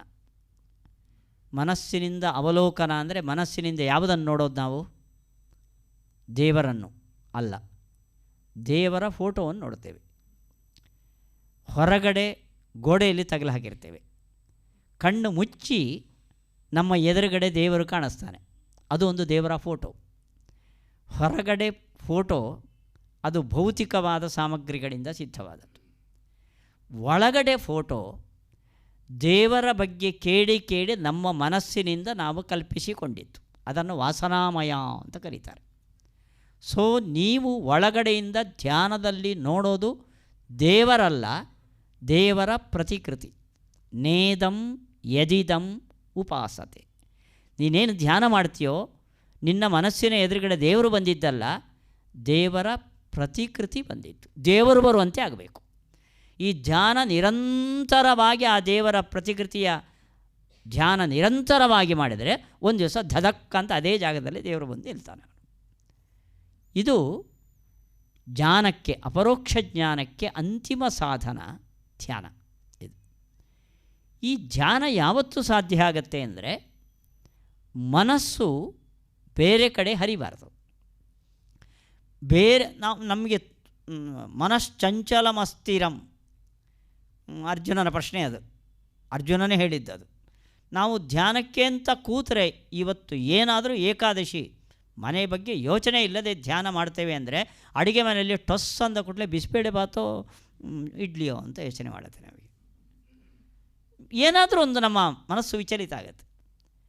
ಇದಕ್ಕೆ ಕಾರಣ ಏನು ಅಂದರೆ ಮನಸ್ಸಿನಲ್ಲಿರುವ ಕೆಲವು ಆಕರ್ಷಣೆಗಳು, ಅದನ್ನು ರಾಗ ಅಂತ ಕರೀತಾರೆ. ರಾಗ ದ್ವೇಷ ಇದು ನಮ್ಮ ಮನಸ್ಸಿನ ಮೇಲೆ ಪ್ರಭಾವವನ್ನು ಬೀಳುತ್ತೆ. ನಮಗೆ ವಸ್ತುಗಳಲ್ಲಿ ಪ್ರಾಪಂಚಿಕ ವಿಷಯಗಳ ಕಡೆಗೆ ಅಟ್ಯಾಚ್ಮೆಂಟ್ ಇದ್ದರೆ, ರಾಗ ಇದ್ದರೆ ಏಕಾಗ್ರತೆ ಕೊಡೋದಿಲ್ಲ. ಹಾಗೆ ದ್ವೇಷ ಇದ್ದರೆ ನಮ್ಮ ಮನಸ್ಸು ದೇವರಲ್ಲಿ ಏಕಾಗ್ರಗೊಳ್ಳೋದಿಲ್ಲ. ಕಂಸನಿಗೆ ಕೃಷ್ಣನ ಮೇಲೆ ದ್ವೇಷ ಇತ್ತು, ರಾತ್ರಿ ಮಲ್ಕೊಂಡ್ರೂ ನಿದ್ದೆ ಬರ್ತಿರಲಿಲ್ಲ. ಹೀಗಾಗಿ ದ್ವೇಷ ರಾಗಗಳು ನಮ್ಮ ಮನಸ್ಸಿನ ಏಕಾಗ್ರತೆಯನ್ನು ತಪ್ಪಿಸುವ ದೊಡ್ಡ ಎರಡು ಶತ್ರುಗಳು. ಇವುಗಳ ಸಂಹಾರ ಆಗಬೇಕು ಅಂತಂದರೆ ಕರ್ಮ ಬೇಕು. ಕರ್ಮದಿಂದ ಅಂತಃಕರಣ ಶುದ್ಧಿ ಅಂದರೆ ನಮ್ಮ ಮನಸ್ಸಿನಲ್ಲಿರುವ ರಾಗ ದ್ವೇಷಗಳ ಕೊಳೆಯನ್ನು ಶುದ್ಧಿಗೊಳಿಸೋದಕ್ಕೆ ಕಾರಣ ಕರ್ಮ. ನೀವು ನಿರಂತರವಾಗಿ ವ್ರತ ಉಪವಾಸ ನೇಮ ನಿಷ್ಠೆಗಳನ್ನು ಮಾಡಿದರೆ ಮನಸ್ಸಿನಲ್ಲಿರುವ ಲೌಕಿಕ ಆಕರ್ಷಣೆ ಕಡಿಮೆ ಆಗ್ತದೆ. ಅದು ಹೇಗೆ ಕಡಿಮೆ ಆಗುತ್ತೆ ಅಂತ, ಊಟ ಮಾಡಿದರೆ ಹಸಿವು ನೀಗುತ್ತೆ. ಹೇಗೆ ಅಂದರೆ ಹೊಟ್ಟೆ ಕೇಳುತ್ತೆ, ಹೊಟ್ಟೆಗೆ ತುಂಬಿಸಿದ್ರಿ, ಅದಕ್ಕೊಂದು ಲೌಕಿಕ ಪ್ರೋಸೆಸ್ ಇದೆ, ಕಡಿಮೆ ಆಯಿತು. ನೀವು ಸತ್ಕರ್ಮ ಮಾಡಿದರೆ ಮನಸ್ಸಿನ ರಾಗದ್ವೇಷಗಳು ಹೇಗೆ ಹೋಗುತ್ತೆ ಅಂತ, ಅದು ಆಟೋಮೆಟಿಕ್ಕೋ ಅಚಾನಕ್ಕೋ ಅದಕ್ಕೊಂದು ಏನಾದರೂ ಒಂದು ಕಾರ್ಯಕಾರಣ ಭಾವ ಇದೆಯೋ ಅಂತ. ಇದನ್ನು ಅದೃಷ್ಟದ್ವಾರ ಅಂತ ಹೇಳುವ ಮಾತುಗಳು ಇದೆ ಶಾಸ್ತ್ರದಲ್ಲಿ. ಇದಲ್ಲದೆ ನೋಡಿ, ಸತ್ಕರ್ಮಾಚರಣೆಯಿಂದ ರಾಗದ್ವೇಷಗಳು ಹೇಗೆ ಹೋಗುತ್ತೆ ಅನ್ನೋದನ್ನು ಒಂದು ಭೌತಿಕ ದೃಷ್ಟಿಯಿಂದ ನಾವು ವಿಚಾರ ಮಾಡಿದರೆ, ನೀವು ಬಾಡಿಗೆ ಮನೆ ಇದ್ದಾಗ ಆ ಬಾಡಿಗೆ ಮನೆ ಮೇಲೆ ನಿಮಗೆ ನನ್ನ ಮನೆ ಅಂತ ಒಂದು ಅಭಿಮಾನ ಇಲ್ಲ. ಅದರಲ್ಲಿ ಏನೂ ಹೆಚ್ಚು ಕಡಿಮೆ ಒಂದು ನಳ್ಳಿ ಹೋದರೂ ಕೂಡ ನಿಮ್ಮ ಓನರಿಗೆ ಫೋನ್ ಮಾಡ್ತೀರಿ, ನಳ್ಳಿ ಹೋಗಿದ್ದೀರಿ ಹಾಕ್ಕೊಡಿ ಅಂತೀರಿ. ಗೋಡೆ ಒಡೆದ್ರು, ಗಾಜು ಒಡೆದೋಯ್ತು, ಅಯ್ಯೋ ಗಾಜು ಒಡೆದೋಯ್ತು ಅನ್ನೋ ಬೇಸರ ಇಲ್ಲ, ಅವನಿಗೆ ಫೋನ್ ಮಾಡ್ತೀರಿ, ಅವನು ಹಾಕಿಸ್ಕೊಡ್ತಾನೆ. ಅದೇ ನೀವು ಸ್ವಂತ ಖರ್ಚಿನಿಂದ ಒಂದು ಮನೆ ಕಟ್ಟಿದರೆ, ಆ ಖರ್ಚು ಅಂದರೆ ನಿಮಗೆ ಅಚಾನಕ್ ಲಾಟ್ರಿ ಹಿಡಿದ ದುಡ್ಡಾಗಬಾರ್ದು. ನೀವು ಜೀವನ ಇಡೀ ಕಷ್ಟಪಡೆದು ಸಂಪಾದಿಸಿದ ದುಡ್ಡನ್ನು ಮನೆಗೆ ಹಾಕಿ ನೀವೇ ಖುದ್ದಾಗಿ ರಾತ್ರಿ ಹಗಲು ನಿಗಾ ವಹಿಸಿ ಕಟ್ಟಿದ ಮನೆ. ಆವಾಗ ಮನೆಯ ಒಂದು ಗಾಜು ಹೊಡೆದ್ರು ಹೆಂಡತಿಯಾದರೂ ಒಂದು ಕಪಾಳಕ್ಕೆ ಬಾರಿಸ್ತೇವೆ ನಾವು ಮಕ್ಕಳಾಗ. ಯಾಕೆ ಹೇಳಿ, ನನ್ನ ಮನೆ ಅಂತ. ಈ ನನ್ನ ಮನೆಯನ್ನು ಅಟ್ಯಾಚ್ಮೆಂಟು ನಿಮಗೆ ಸ್ನೇಹ ಬರಲಿಕ್ಕೆ ಏನು ಕಾರಣ ಆಯಿತು ಹೇಳಿ? ನೀವು ಆ ಮನೆಯ ಬಗ್ಗೆ ಸುರಿಸಿದ ಬೆವರು, ಅಷ್ಟು ಕಷ್ಟಪಟ್ಟಿದ್ದೀರಿ, ನೀವು ನಿದ್ದೆ ಬಿಟ್ಟಿದ್ದೀರಿ, ಜೀವನ ಇಡೀ ಮನೆಗೆ ಒಂದು ದುಡ್ಡಾಗಬೇಕು ಅಂತ ಕೂಡ ಹಾಕಿದ್ದೀರಿ. ನಿಮ್ಮ ಜೀವನವನ್ನು ಸವೆಸಿ ಕಟ್ಟಿದ ಮನೆ ಅದು. ಹಾಗಾದರೆ ಮನೆಯ ಬಗ್ಗೆ ನಿಮಗೆ ಒಂದು ಅಭಿಮಾನ, ನನ್ನದು ಅಂತ ಅದರ ಮೇಲೆ ಒಂದು ಪ್ರೀತಿ ಆಸಕ್ತಿ ಹುಟ್ಟಬೇಕಾದರೆ ನೀವು ಅದಕ್ಕಾಗಿ ಪರಿಶ್ರಮ ಪಡಬೇಕು. ಹಾಗಾದರೆ ಯಾವುದರ ಬಗ್ಗೆ ನಿಮ್ಮ ಶ್ರಮವನ್ನು ಹಾಕ್ತೀರೋ ಅಲ್ಲಿ ನಿಮಗೊಂದು ಅಟ್ಯಾಚ್ಮೆಂಟ್ ಬರುತ್ತೆ. ನೀವು ನಿಮ್ಮ ಶ್ರಮವನ್ನು ದೇವರಿಗಾಗಿ ಹಾಕಿದರೆ ದೇವರ ಬಗ್ಗೆ ಒಂದು ಅಟ್ಯಾಚ್ಮೆಂಟ್ ಬರುತ್ತೆ. ನೀವು ವ್ರತನೋ ಉಪವಾಸನೋ ನಿಮ್ಮ ನಿತ್ಯ ಕರ್ಮಗಳನ್ನು ದೇವರು ದೇವರು ದೇವರು ಅಂತ ಹಂಬಲಿಸಿ ಅವನಿಗಾಗಿ ನಿಮ್ಮ ದೇಹವನ್ನು ಸವೆಸಿದರೆ ನಿಮಗೆ ಮನೆ ಮೇಲೆ ಏನು ಅಟ್ಯಾಚ್ಮೆಂಟ್ ಬಂತೋ ಅದು ದೇವರ ಮೇಲೆ ಬರುತ್ತೆ. ಹಾಗಾದರೆ ನಿಷ್ಕಾಮ ಕರ್ಮ ಅಂದರೆ ಬೇರೆ ಆಸೆ ಅಪೇಕ್ಷೆಗಳು ಇಲ್ಲದೆ ದೇವರು ಪ್ರೀತನಾಗಲಿ ಅಂತ ಅನ್ನೋ ಉದ್ದೇಶದಿಂದ ಮಾಡಿದ ಕರ್ಮ. ಅದು ಏಕಾದಶಿ ಬೆಳಿಗ್ಗೆಯಿಂದ ಸಾಯಂಕಾಲದವರೆಗೆ ಒಂದು ಉದ್ಧರಣೆ ತೀರ್ಥ ಮಾತ್ರ ತಗೊಂಡು ಒಂದು ಏಕಾದಶಿನೂ ಬಿಡದೆ ಮಾಡಿದ ಕರ್ಮ. ಯಾರ ಬಗ್ಗೆ ಮಾಡಿದ್ದೀರಿ? ದೇವರು ಬೇಕು ಅಂತ ಮಾಡಿದ್ದೀರಿ. ಆವಾಗೇನಾಯಿತು? ನಿಮಗೆ ದೇವರಲ್ಲೂ ಒಂದು ಅನುರಾಗ ಹೊಡ್ತು. ಇಷ್ಟು ಮಾಡಿದ್ದೇನೆ ನಾನು, ದೇವರು ಬಿಟ್ಟಾಕಲ್ಲ ಅಂತ. ದೇವರ ಮೇಲೆ ಅನುರಾಗ ಹುಟ್ಟಿದರೆ ಈ ಕಡೆ ರಾಗ ಕಡಿಮೆ ಆಗುತ್ತೆ. ಇಲ್ಲಿ ರಾಗ ಬೆಳೆದರೆ ಇಲ್ಲಿ ವೈರಾಗ್ಯ ಬೆಳೀತದೆ. ಹೀಗೆ ಅಂತಃಕರಣ ಶುದ್ಧಿ ಅಂದರೆ ನಿಮಗೆ ಅಂತಃಕರಣದಲ್ಲಿರುವ ಪ್ರಪಂಚದ ಸೆಳೆತ ಸತ್ಕರ್ಮಾನುಷ್ಠಾನದಿಂದ ದೇವರ ಸೆಳೆತವಾಗಿ ಪರಿಣಾಮ ಹೊಂದಿ ಲೌಕಿಕ ಪದಾರ್ಥದ ಸೆಳೆತ ಕಡಿಮೆ ಆಗುತ್ತೆ. ಇದು ನಿಷ್ಕಾಮ ಕರ್ಮ ರಾಗದ್ವೇಷಗಳನ್ನು ಮನಸ್ಸಿನಿಂದ ದೂರ ಮಾಡುತ್ತದೆ ಅನ್ನೋದಕ್ಕೆ ಒಂದು ತಾರ್ಕಿಕವಾದ ಒಂದು ಸಮರ್ಥನೆ ಇದೆ. ನಿಷ್ಕಾಮ ಕರ್ಮ ಅಂದರೆ ದೇವರ ಪ್ರೀತಿಗಾಗಿ ಮಾಡುವ ಕೆಲಸ, ಕಾಯಕ್ಲೇಶದಿಂದ ಮಾಡುವ ಆ ಕೆಲಸದಿಂದ ದೇವರ ಮೇಲೆ ನಿಮಗೊಂದು ನಂಟು ಬೆಳೀತದೆ. ನಿಮಗೆ ಮಕ್ಕಳ ಮೇಲೆ ತುಂಬ ವ್ಯಾಮೋಹ ಯಾಕೆ ಹೇಳಿ? ಅದಕ್ಕೋಸ್ಕರ ಕಷ್ಟಪಟ್ಟಿದ್ದೀರಿ ನೀವು.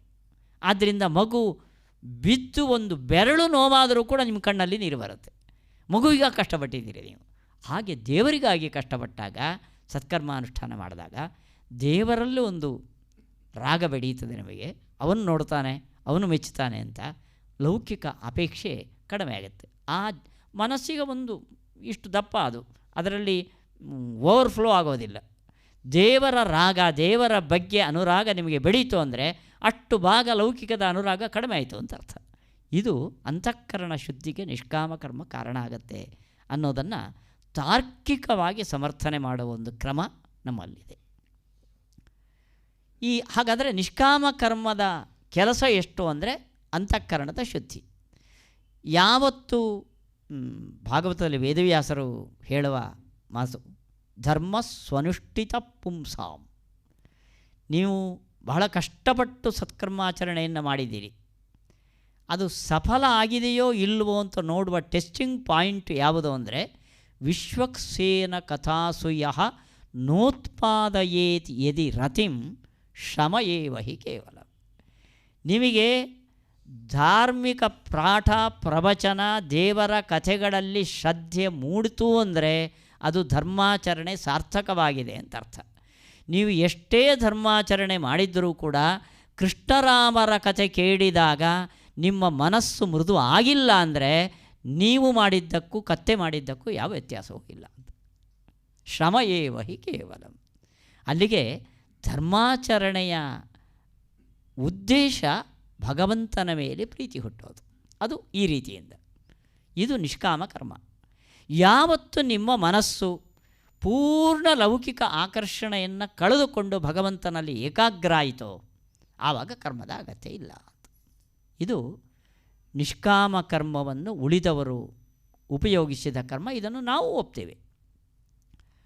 ನೋಡಿ, ಭಗವದ್ಗೀತೆಯಲ್ಲಿ ಬರುವ ಒಂದು ಮಾತು ಬುದ್ಧಿಯುಕ್ತೋ ಜಹಾತೀಹ ಉಭೇ ಸುಕೃತ ದುಷ್ಕೃತೇ.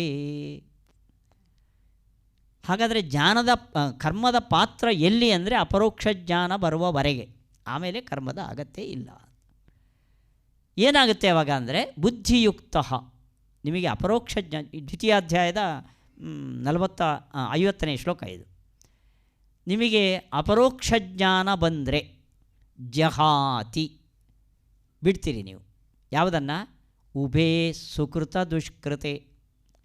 ನೀವು ಮಾಡಿದ ಪುಣ್ಯ ಪಾಪ ಎರಡು ಸುಟ್ಟು ಬೂದಿಯಾಗತ್ತೆ ಅಂತ. ಜ್ಞಾನಾಗ್ನಿ ಸರ್ವಕರ್ಮಾಣಿ ಭಸ್ಮಸಾತ್ ಕುರುತೆ ಅರ್ಜುನ. ನೀವು ಅದುವರೆಗೆ ಏನು ಅದು ಬೇಕು ಇದು ಬೇಕು ಅಂತ ಕಷ್ಟಪಟ್ಟು ಆಸೆಯಿಂದ ಕರ್ಮವನ್ನು ಮಾಡಿದ್ದೀರೋ ಆ ಪುಣ್ಯ ಪಾಪ ಎರಡು ಸುಟ್ಟು ಬೂದಿಯಾಗತ್ತೆ ಅಂತ. ಒಂದು ವೇಳೆ ನಮ್ಮ ಯೋಗ್ಯತೆ ಅಪರೋಕ್ಷ ಜ್ಞಾನಕ್ಕೆ ಬೇಕಾದ್ದಿದ್ದರೆ, ಅಪರೋಕ್ಷ ಜ್ಞಾನ ಬಂದರೆ ನಾವು ಇದುವರೆಗೆ ಮಾಡಿದ ಪುಣ್ಯ ಎಲ್ಲ ಗೋವಿಂದ ನೋಡ್ರಿ, ಜನ್ಮಾಂತರಗಳಲ್ಲಿ ಮಾಡ್ಕೊಂಬಂದಿದ್ದೀವಿ. ಆದ್ದರಿಂದ ನೀವು ಸಕಾಮ ಕರ್ಮದಿಂದ ಪುಣ್ಯವನ್ನು ಸಂಪಾದಿಸುವ ಬದಲು ನಿಷ್ಕಾಮ ಕರ್ಮದಿಂದ ಪುಣ್ಯವನ್ನು ಸಂಪಾದನೆ ಮಾಡಿದರೆ ಅದು ಪರ್ಮನೆಂಟ್, ಇದು ಸುಟ್ಟೋಗುತ್ತೆ. ಇಲ್ಲಿ ಆಚಾರ್ಯರು ವ್ಯಾಖ್ಯಾನ ಮಾಡ್ತಾರೆ. ಇದನ್ನು ಎಲ್ಲರೂ ಹೀಗೆ ಅರ್ಥ ಮಾಡಿದ್ದಾರೆ. ಅಪರೋಕ್ಷ ಜ್ಞಾನ ಬಂದ ಕೂಡಲೇ ಪುಣ್ಯ ಆಗಲಿ ಪಾಪ ಆಗಲಿ ಎರಡು ಸುಟ್ಟು ಬುದಿಯಾಗತ್ತೆ ಅಂತ. ನಾನು ಹೊರಟಿದ್ದು ಮೋಕ್ಷಕ್ಕೆ ಜ್ಞಾನದ ಅನಂತರ ಪುಣ್ಯದ ಅಗತ್ಯ ಇದೆಯೋ ಇಲ್ವೋ ಅಂತ. ಉಳಿದವರೆಲ್ಲರೂ ಮೋಕ್ಷ ಪುಣ್ಯದಿಂದ ಲಭ್ಯ ಅಲ್ಲ, ದೇವರ ಅಪರೋಕ್ಷ ಜ್ಞಾನದಿಂದ ಲಭ್ಯ. ಅಂದರೆ ಆಚಾರ್ಯರು ಪುಣ್ಯವೂ ಮೋಕ್ಷಕ್ಕೆ ಕಾರಣ ಅಂದಿದ್ದಾರೆ. ನೋಡಿ, ಇಲ್ಲಿ ಭಗವದ್ಗೀತೆಯಲ್ಲಿ ಕೃಷ್ಣ ಹೇಳಿದ ಪುಣ್ಯ ಪಾಪ ಎರಡೂ ಸುಟ್ಟು ಹೋಗುತ್ತೆ ಅಂತ. ಆಚಾರ್ಯರು ಇಲ್ಲಿ ಒಂದು ಕರೆಕ್ಷನ್ ಹಾಕ್ತಾರೆ. ಪಾಪ ಸರ್ವಾತ್ಮನ ನಶ್ಯತಿ, ಪುಣ್ಯ ಅನಿಷ್ಟಮೇವ ನಶ್ಯತಿ, ನಹಿ ಇಷ್ಟಪುಣ್ಯಕ್ಷಯೇ ಕಿಂಚಿತ್ ಪ್ರಯೋಜನಂ. ಆ ಪುಣ್ಯಗಳಲ್ಲಿ ಎರಡಿದೆ, ಅನಿಷ್ಟ ಪುಣ್ಯ, ಇಷ್ಟ ಪುಣ್ಯ ಅಂತ. ಅನಿಷ್ಟ ಪುಣ್ಯವನ್ನು ಆಚಾರ್ಯರು ವಿವರಣೆ ಮಾಡ್ತಾರೆ, ಮಾನುಷ್ಯಾದಿ ಫಲಂ ಅಂತ. ನಾವು ಮಾಡಿದ ಕೆಲವು ಪುಣ್ಯದಿಂದ ಮುಂದಿನ ಜನ್ಮದಲ್ಲಿ ಭಾರತ ದೇಶದ ಪ್ರಧಾನಿಯಾಗಿ ಹುಟ್ಟುವ ಒಂದು ಪುಣ್ಯ ಇದೆ ಅಂತ ಇಟ್ಕೊಳ್ಳಿ. ಇದು ಅನಿಷ್ಟ ಪುಣ್ಯ. ಇದು ನೀವು ಮೋಕ್ಷಕ್ಕೆ ಹೋಗುವವರು ಭಾರತದ ಪ್ರಧಾನಿ ಆಗಿಬಿಟ್ರೆ ಲಾಸ್ ಅಲ್ವ ನಿಮಗೆ? ಇದನ್ನು ಅನಿಷ್ಟ ಪುಣ್ಯ ಅಂತ ಕರೀತಾರೆ. ನೀವು ಮುಂದಿನ ಜನ್ಮದಲ್ಲಿ ದೊಡ್ಡ ಶ್ರೀಮಂತರಾಗಿ ಹುಟ್ಟುವ ಒಂದು ಪುಣ್ಯ ಇದೆ ಅಂತ ಇಟ್ಕೊಳ್ಳಿ. ಮೋಕ್ಷದ ಎದುರುಗಡೆ ಅದು ಅನಿಷ್ಟ ಪುಣ್ಯ.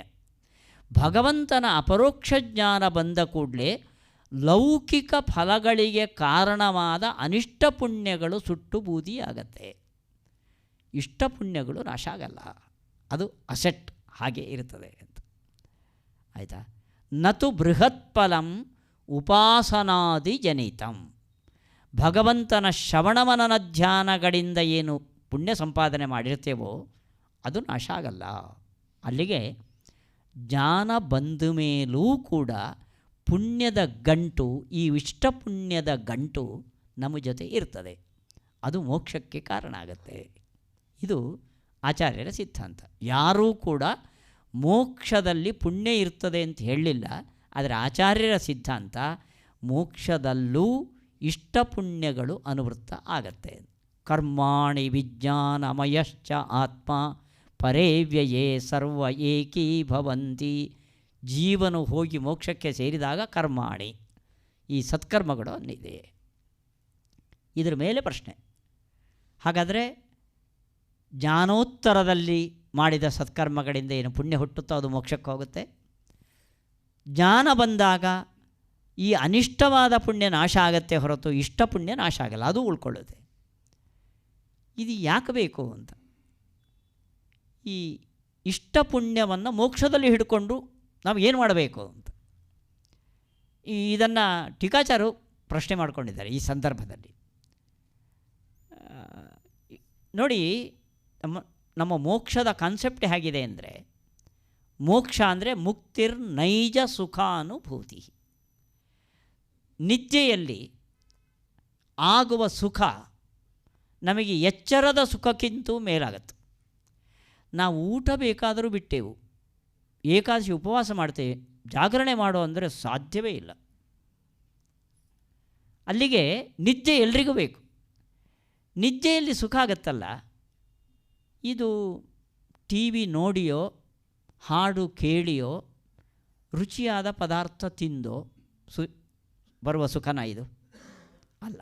ಇದು ಸ್ವರೂಪ ಸುಖ. ಮೋಕ್ಷ ಅಂದರೆ ಇದು ಪರ್ಮನೆಂಟ್ ನಿದ್ದೆ. ನಮ್ಮ ಸ್ವರೂಪ ಸುಖವನ್ನು ನಾವು ಅನುಭವಿಸೋದು ಮೋಕ್ಷ. ಈ ಸ್ವರೂಪ ಸುಖ ನಮಗೆ ಇವತ್ತ್ಯಾಕೆ ಅನುಭವ ಬರೋದಿಲ್ಲ ಅಂದರೆ, ಅದಕ್ಕೊಂದು ಲಿಂಗದೇಹನೋ ಅಜ್ಞಾನದ ಆವರಣ ಇದೆ. ಭಗವಂತನ ಅಪರೋಕ್ಷ ಆಯಿತು ಅಂದರೆ, ಅವನ ಪ್ರಸಾದದಿಂದ ಆವರಣ ಕಳಚಿ ಹೋಯಿತು ಅಂದರೆ ಸ್ವರೂಪ ಸುಖ ಇದ್ದದ್ದೆಲ್ಲ ಅನುಭವಕ್ಕೆ ಬಂತು ಅಂತ ಅರ್ಥ. ಅಲ್ಲಿ ಮತ್ತೆ ಅಡ್ಡ ಯಾವುದೂ ಇಲ್ಲ. ಅಂದರೆ ಈ ಪುಣ್ಯ ಕಟ್ಕೊಂಡು ಏನು ಮಾಡಬೇಕಲ್ಲಿ ಅಂತ. ಈ ಪುಣ್ಯದ ಪಾತ್ರ ಮೋಕ್ಷದಲ್ಲಿ ಏನು ಅಂತ ಆಚಾರ್ಯರು ಉಳಿದ ಸಿದ್ಧಾಂತಿಗಳು ಹೇಳದ ಒಂದು ಅಪೂರ್ವ ಪ್ರಮೇಯವನ್ನು ಹೇಳಿದರು. ಪುಣ್ಯ ಮೋಕ್ಷದಲ್ಲೂ ಕಂಟಿನ್ಯೂ ಆಗುತ್ತೆ ಅಂತ. ಆದರೆ ಇದರ ಉಪಯೋಗ ಹೇಗೆ ಅಂತ ಇದು ಪ್ರಶ್ನೆ. ಅಲ್ಲಿ ಇದನ್ನು ಹೇಗೆ ಉಪಯೋಗ ಮಾಡಬೇಕು? ಅಲ್ಲಿ ಇರುವ ಸುಖ ಅಂದರೆ ಒಂದೇ ಸುಖ, ನಮ್ಮ ಸ್ವರೂಪ ಸುಖ. ಇದು ಆವರಣ ಕಳಚಿದ ಮೇಲೆ ಅದರ ಅನುಭವ ಬಂತು. ಮತ್ತು ಈ ಪುಣ್ಯದ ಪಾತ್ರ ಏನಲ್ಲಿ, ರೋಲ್ ಏನು ಅಂತ ಪ್ರಶ್ನೆ. ಇಷ್ಟಾಶ್ಚ ಕೇಶಿದ್ ವಿಷಯಾ ಅಂದ್ರೆ ಆಚಾರ್ಯ. ಮೋಕ್ಷದಲ್ಲೂ ನಮಗೆ ಸ್ವರೂಪ ಸುಖ ಇದ್ದರೂ ಕೆಲವು ವಿಷಯಗಳ ಬಯಕೆ ಆಗತ್ತೆ. ನಾವು ಸಂಸಾರದಲ್ಲಿ ಇಡ್ಲಿ ಅಂದರೆ ಪಂಚಪ್ರಾಣ, ಮೋಕ್ಷದಲ್ಲಿ ಮರೆತು ಹೋಗಲ್ಲ. ಮರೆಯುವ ಅನ್ನೋದು ದೋಷ ದೊಡ್ಡದು. ಮೋಕ್ಷದಲ್ಲಿ ಇಡ್ಲಿ ನೆನಪಾಯಿತು ಅಂತ ಇಟ್ಕೊಳ್ಳಿ. ನಿಮಗೆ ತಿನ್ನಬೇಕು ಅಂತ ಆಸೆ ಆಯಿತು, ಅಲ್ಲಿ ಅದು ಸಿಗಲಿಲ್ಲ, ಆವಾಗ ಅದು ಮೋಕ್ಷನ? ಕಾಮರೂಪ್ಯನ ಮೋಕ್ಷದ ಇದೇ ಹಾಗೆ ಅಂದರೆ ಅವನಿಗೆ ಅಪಹತ ಕಾಮ, ಇಲ್ಲೆಲ್ಲ ಕಾಮಕ್ಕೆ ಚ್ಯುತಿ ಇದೆ, ಅಲ್ಲಿ ಕಾಮಕ್ಕೆ ಚ್ಯುತಿ ಇಲ್ಲ. ಅವನು ಏನೇನು ಬಯಸ್ತಾನೋ ಅದೆಲ್ಲ ಆಗತ್ತೆ. ಸ ಯದಾ ಪಿತೃಲೋಕ ಕಾಮೋ ಭವತಿ ಸಂಕಲ್ಪಾದೇವ ಅಸ್ಯ ಪಿತರ ಸಮುತ್ತಿಷ್ಠಂತೆ. ಅವನು ಜ್ಞಾನಿಯಾಗಿದ್ದ, ಅಪರೋಕ್ಷ ಜ್ಞಾನಿ. ಅದು ಕೊನೆಯ ಚರಮದೇಹ, ತಂದೆ ತಾಯಿ ಅಂತ ಪಂಚಪ್ರಾಣ ಅವನಿಗೆ. ಆ ದೇಹ ಬಿಟ್ಟುಕೊಂಡೇ ಮೋಕ್ಷಕ್ಕೆ ಹೋದ ಅಂತ ಇಟ್ಕೊಳ್ಳಿ. ಮೋಕ್ಷದಲ್ಲಿ ನನ್ನ ಪ್ರೀತಿಯ ತಂದೆ ತಾಯಿಯನ್ನು ನೋಡಬೇಕು ಅಂತ ಮನಸ್ಸಾಯಿತು. ಬರಲಿಲ್ಲ ಅಂದರೆ ಅದೊಂದು ಕೊರತೆ. ಮೋಕ್ಷದಲ್ಲಿ ಬಯಸಿದ್ದೆಲ್ಲ ಬರಬೇಕು, ಬರಲಿಲ್ಲ ಅಂದರೆ ಕೊರತೆ. ಪಿತರ ಸಮುತ್ತಿಷ್ಠಂತೆ. ಅವನು ಅಷ್ಟು ಬಯಸಿದರೆ ಸಾಕು, ಅವನ ತಂದೆ ತಾಯಿ ಧುತ್ ಅಂತ ಎದುರುಗಡೆ ಬಂದು ನಿಲ್ತಾರೆ.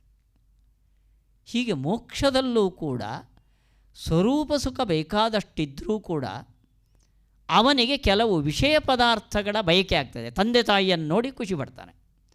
ಅವನು ಏನು ಇಡ್ಲಿ ಬಯಸಿದ್ನೋ ಇಡ್ಲಿ ಅಂತ ತಿಂದು ಖುಷಿ ಪಡ್ತಾನೆ ಅವನು. ಇದು ವಿಷಯ ಸುಖ ಅಂತ ಕರೀತಾರೆ. ವಿಷಯ ಸುಖ ಅಂದರೆ ನಾವು ಇವತ್ತು ಬೇಕಾದ್ದನ್ನು ತಿಂದು ಸುಖ ಪಡ್ತೇವೆ, ಆ ಸುಖ ಸ್ವರೂಪ ಸುಖ ಅಲ್ಲ.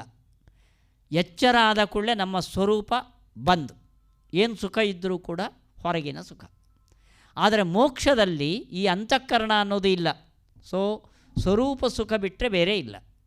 ಹಾಗಾದರೆ ಅವನ ತಂದೆ ತಾಯಿ ಬಂದರು, ಅವನು ನೋಡಿದ ಸುಖ ಆಯಿತು ಅಂದರೆ ಏನು ಸುಖ? ಅದು ಸ್ವರೂಪ ಸುಖನೇ. ಅವನಿಗೆ ಅಪರೋಕ್ಷ ಜ್ಞಾನದಿಂದ ವ್ಯಕ್ತವಾಗದ ಸುಖವನ್ನು ಭಗವಂತ ತಂದೆ ತಾಯಿಯನ್ನು ನೋಡುವ ಮೂಲಕ ವ್ಯಕ್ತಗೊಳಿಸಿ ಅವನಿಗೆ ಅದನ್ನು ಅನುಭವಿಸುವಂತೆ ಮಾಡ್ತಾನೆ. ಇದನ್ನು ಟೀಕಾಕೃತ್ಪಾದರು ವಿವರಿಸುವಾಗ, ನಮ್ಮ ಸಿದ್ಧಾಂತದಲ್ಲಿ ಜೀವನ ಸ್ವರೂಪಕ್ಕೆ ಬರೇ ಜಡವಾದ ಅವಿದ್ಯೆ ಎಂಬ ಆವರಣ ಪ್ರತಿಬಂಧಕ ಮಾತ್ರ ಅಲ್ಲ, ಭಗವಂತನ ಇಚ್ಛೆಯೂ ಪ್ರತಿಬಂಧಕ. ಇವನಿಗೆ ಪೂರ್ಣ ಸುಖ ಸಿಗಲಿ ಅಂತ ಭಗವಂತ ಇಚ್ಛೆ ಮಾಡಿದರೆ ಮಾತ್ರ ಅವನಿಗೆ 100ಕ್ಕೆ 100 ಪಾಲು ಸುಖ ಸಿಗಬಲ್ಲದು. ಭಗವಂತ ಅದನ್ನು ಇಚ್ಛೆ ಮಾಡದೇ ಇದ್ದರೆ ಅದು 90% ಅಷ್ಟೇ ಸಿಗತ್ತೆ. ಹೀಗೆ ವಿಷಯವನ್ನು ಭೋಗ ಮಾಡಿಸಿ ಭಗವಂತ ತನ್ನ ಇಚ್ಛಾವರಣವನ್ನು ಸರಿಸುವ ಮೂಲಕ ಅವನ ಸ್ವರೂಪ ಸುಖವನ್ನೇ ಅವನಿಗೆ ಅನುಭವಕ್ಕೆ ತಂದುಕೊಡ್ತಾನೆ. ವಿಷಯದ ಅನುಭವ ಮೋಕ್ಷದಲ್ಲಿ ಇದೆ. ಆ ವಿಷಯದ ಅನುಭವದಿಂದ ಸಿಗುವ ಸುಖ ಸಂಸಾರದಲ್ಲಿರುವ ಸುಖ ಅಲ್ಲ, ಸ್ವರೂಪ ಸುಖ. ಈ ವಿಷಯದ ಸೃಷ್ಟಿಗೋಸ್ಕರ ಈ ಪುಣ್ಯವನ್ನು ಅಲ್ಲಿ ಯುಟಿಲೈಸ್ ಮಾಡ್ತಾನೆ ಭಗವಂತ. ಅಲ್ಲಿಗೆ ಮೋಕ್ಷ ಅಲ್ಲೂ ಕೂಡ ನಾವು ಮಾಡಿದ ನಿಷ್ಕಾಮ ಕರ್ಮದ ಪುಣ್ಯ ಇದೆ. ಆ ಪುಣ್ಯದ ಫಲದಿಂದ ವಿಷಯಗಳು ಸೃಷ್ಟಿಯಾಗಿ ಆ ಮೂಲಕ ನಮ್ಮ ಸ್ವರೂಪ ಸುಖ ಆಗ್ತದೆ ಅನ್ನೋದು ಇದು ಆಚಾರ್ಯರ ಸಿದ್ಧಾಂತ. ಅಲ್ಲ, ಅಲ್ಲಿ ಅವನ ತಂದೆ ಬಂದರು, ನೋಡೋಕ್ಕೆ ಕಣ್ಣಲ್ಲಿ ಅವನಿಗೆ ಬೇಕಾದ ರುಚಿಯಾದ ಪದಾರ್ಥ ಬಂತು, ತಿನ್ನೋಕ್ಕೆ ಬಾಯಿಯಲ್ಲಿ ಅಂತ ಆಚಾರ್ಯ ಹೇಳ್ತಾರೆ. ಷೋಡಶ್ಯ ಶರೀರಂ ಜಾಯತೆ ತೇಷಾಂ ಷೋಡಶ್ಯ ಕಲಯೈವತು. ಅಲ್ಲೂ ಕೂಡ ಶರೀರ ಇದೆ ಅಂತ. ಅದು ಜಡ ಶರೀರ ಅಲ್ಲ, ಚೇತನಮಯವಾದ ಒಂದು ಶರೀರ. ಷೋಡಶ್ಯ ಕಲಯ, ಷೋಡಶಕಲ ಪುರುಷ ಅಂತ ಪುರುಷನಿಗೆ ಹೆಸರು. 16 ಕಲೆಗಳವನಿಗೆ. ಅದರಲ್ಲಿ 16ನೇ ಕಲೆ ಏನಿದೆಯೋ ಸ್ವಯಂ ಜೀವ. ಷೋಡಶ್ಯ ಕಲೆಯ ಚೈತನ್ಯ ರೂಪವಾದ ಜೀವಕಲೆಯಿಂದ ಶರೀರಂ ಜಾಯತೆ ತೇಷಾಂ. ಅವರಿಗೆ ಚೈತನ್ಯಮಯವಾದ ಒಂದು ಶರೀರ ಬರ್ತದೆ. ಆ ಮೂಲಕ ಇಂದ್ರಿಯಗಳಿಂದ, ಬಾಯಿಯಿಂದ ತಿಂತಾನೆ, ಕಣ್ಣಿಂದ ನೋಡ್ತಾನೆ, ಕಿವಿಯಿಂದ ಕೇಳ್ತಾನೆ. ಹೀಗೆ ಮೋಕ್ಷದಲ್ಲೂ ಒಂದು ಶರೀರ ಇದೆ, ಮೋಕ್ಷದಲ್ಲೂ ವಿಷಯ ಭೋಗ ಇದೆ. ಆ ವಿಷಯ ಭೋಗಕ್ಕೆ ಕಾರಣವಾಗಿ ನಮ್ಮ ನಿಷ್ಕಾಮ ಕರ್ಮಜನಿತವಾದ ಪುಣ್ಯ ಅಲ್ಲಿ ಸಫಲವಾಗ್ತದೆ. ಇದು ಕರ್ಮದ ವಿಷಯದಲ್ಲಿ, ಕರ್ಮ ಸಿದ್ಧಾಂತದಲ್ಲಿ ಆಚಾರ್ಯರು ಹೇಳುವ ವಿಶೇಷ.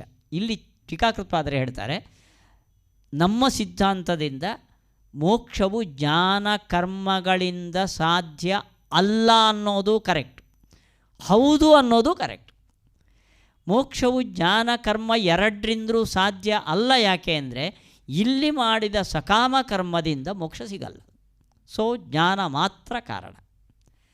ಜ್ಞಾನ ಕರ್ಮಗಳಿಂದ ಸಾಧ್ಯ ಯಾಕೆ ಅಂದರೆ ನಿಷ್ಕಾಮ ಕರ್ಮದಿಂದ ಜನ್ಯವಾದ ಪುಣ್ಯ ಮೋಕ್ಷದಲ್ಲಿ ಉಪಯೋಗ ಬರುತ್ತೆ. ಹಾಗಾದರೆ ಮೋಕ್ಷ ಸುಖ ಕರ್ಮ ಸಾಧ್ಯವೂ ಆಯಿತು. ಹಾಗಾದರೆ ನಿಷ್ಕಾಮ ಕರ್ಮಜನ್ಯ ಪುಣ್ಯ ಜ್ಞಾನ ಎರಡೂ ಮೋಕ್ಷಕ್ಕೆ ಕಾರಣ. ಸಕಾಮ ಕರ್ಮ ಮೋಕ್ಷಕ್ಕೆ ಸಾಧನ ಅಲ್ಲ. ಅಂದರೆ ಜ್ಞಾನ ಕರ್ಮದಿಂದ ಸಾಧ್ಯ ಅಲ್ಲ ಅನ್ನೋ ಮಾತೂ ಸರಿ, ಜ್ಞಾನ ಕರ್ಮಗಳಿಂದ ಮೋಕ್ಷ ಸಾಧ್ಯ ಅನ್ನೋದು ಸರಿ. ಕರ್ಮ ಎರಡು ವಿಧ. ಇದು ಆಚಾರ್ಯರ ಕರ್ಮ ಸಿದ್ಧಾಂತ. ಪ್ರಾಯ ಅಂತೆ ಸಿದ್ಧಸ್ತು ಅಂತ ಏನು ಹೇಳ್ತೇವೋ, ಇದು ಬೆಳೆದು ಬೆಳೆದು ಬೆಳೆದು ಬಂದು ಆಚಾರ್ಯರು ಈ ತತ್ವ ಸಿದ್ಧಾಂತವನ್ನು ಸಾಧಾರಣವಾಗಿ ಅವರು ಬರೇ ಒಂದು ಊಹೆಯ ದೃಷ್ಟಿಯಿಂದ ಹೇಳೋದಿಲ್ಲ, ಶ್ರುತಿ ಪುರಾಣಗಳ ಆಧಾರ ಕೊಟ್ಟು ಈ ಕರ್ಮ ಸಿದ್ಧಾಂತವನ್ನು ಆಚಾರ್ಯರು ಸಮರ್ಥನೆ ಮಾಡಿದ್ದಾರೆ. ಇದು ಮಧ್ವ ಸಿದ್ಧಾಂತದ ವಿಶೇಷ ಅಂತ ಹೇಳ್ತಾ ಕರ್ಮದ ಬಗ್ಗೆ ಒಂದು ಸ್ಥೂಲವಾದ ಅಭಿಪ್ರಾಯವನ್ನು ಆಚಾರ್ಯರ ಸಿದ್ಧಾಂತದ ರೀತಿಯಿಂದ ನಾವು ಪರಿಶೀಲನೆ ಮಾಡಿದ್ದೇವೆ. ಇಲ್ಲಿಗೆ ಎರಡು ಭಾಗಗಳಲ್ಲಿ ಕರ್ಮ ಸಿದ್ಧಾಂತದ ಬಗ್ಗೆ ಮಧ್ವ ಸಿದ್ಧಾಂತದ ವಿಶೇಷವನ್ನು ನಾವು ಪರಿಶೀಲನೆ ಮಾಡಿದ್ದೀರಿ. ಶ್ರೀಕೃಷ್ಣಾರ್ಪಣಮಸ್ತು. ಏನಾದರೂ ಜಿಜ್ಞಾಸೆಗಳಿದ್ದರೆ ಕೇಳ್ಬೋದು.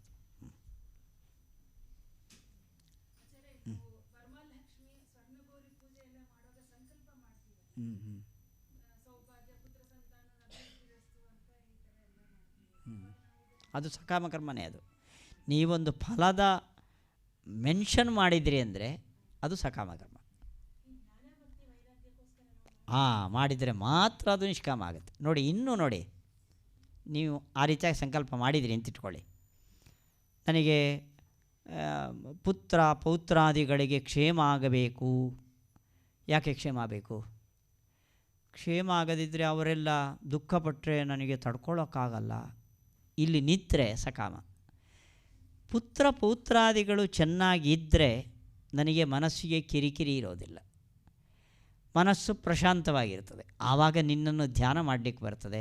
ಆದ್ದರಿಂದ ಅವರಿಗೆ ಕ್ಷೇಮ ಕೊಡು ಅಂತ ಕೇಳಿದರೆ ಅದು ಭಗವಂತನ ಪ್ರೀತಿಗೆ ಕಾರಣವಾಗಿ ಅದೊಂದು ನಿಷ್ಕಾಮ ಕರ್ಮ ಆಗುತ್ತೆ. ಅಂದ ಪುತ್ರ ಪೌತ್ರಾದಿಗಳಿಗೆ ಕ್ಷೇಮ ಕೊಡು ಅಂತ ಕೇಳುವಾಗ ನಿನಗೆ ಕ್ಷೇಮ ಯಾಕೆ ಅಂದರೆ ಹಾಯಾಗೆ ನಾನು ಟಿ ವಿ ನೋಡ್ತಾ ಕೂತ್ಕೊಳ್ಬೋದು, ಇಲ್ಲದ್ರೆ ಆಸ್ಪತ್ರೆ, ಇದು ಇಟ್ಕೊಂಡ್ರೆ ಸಕಾಮ ಆಯಿತು.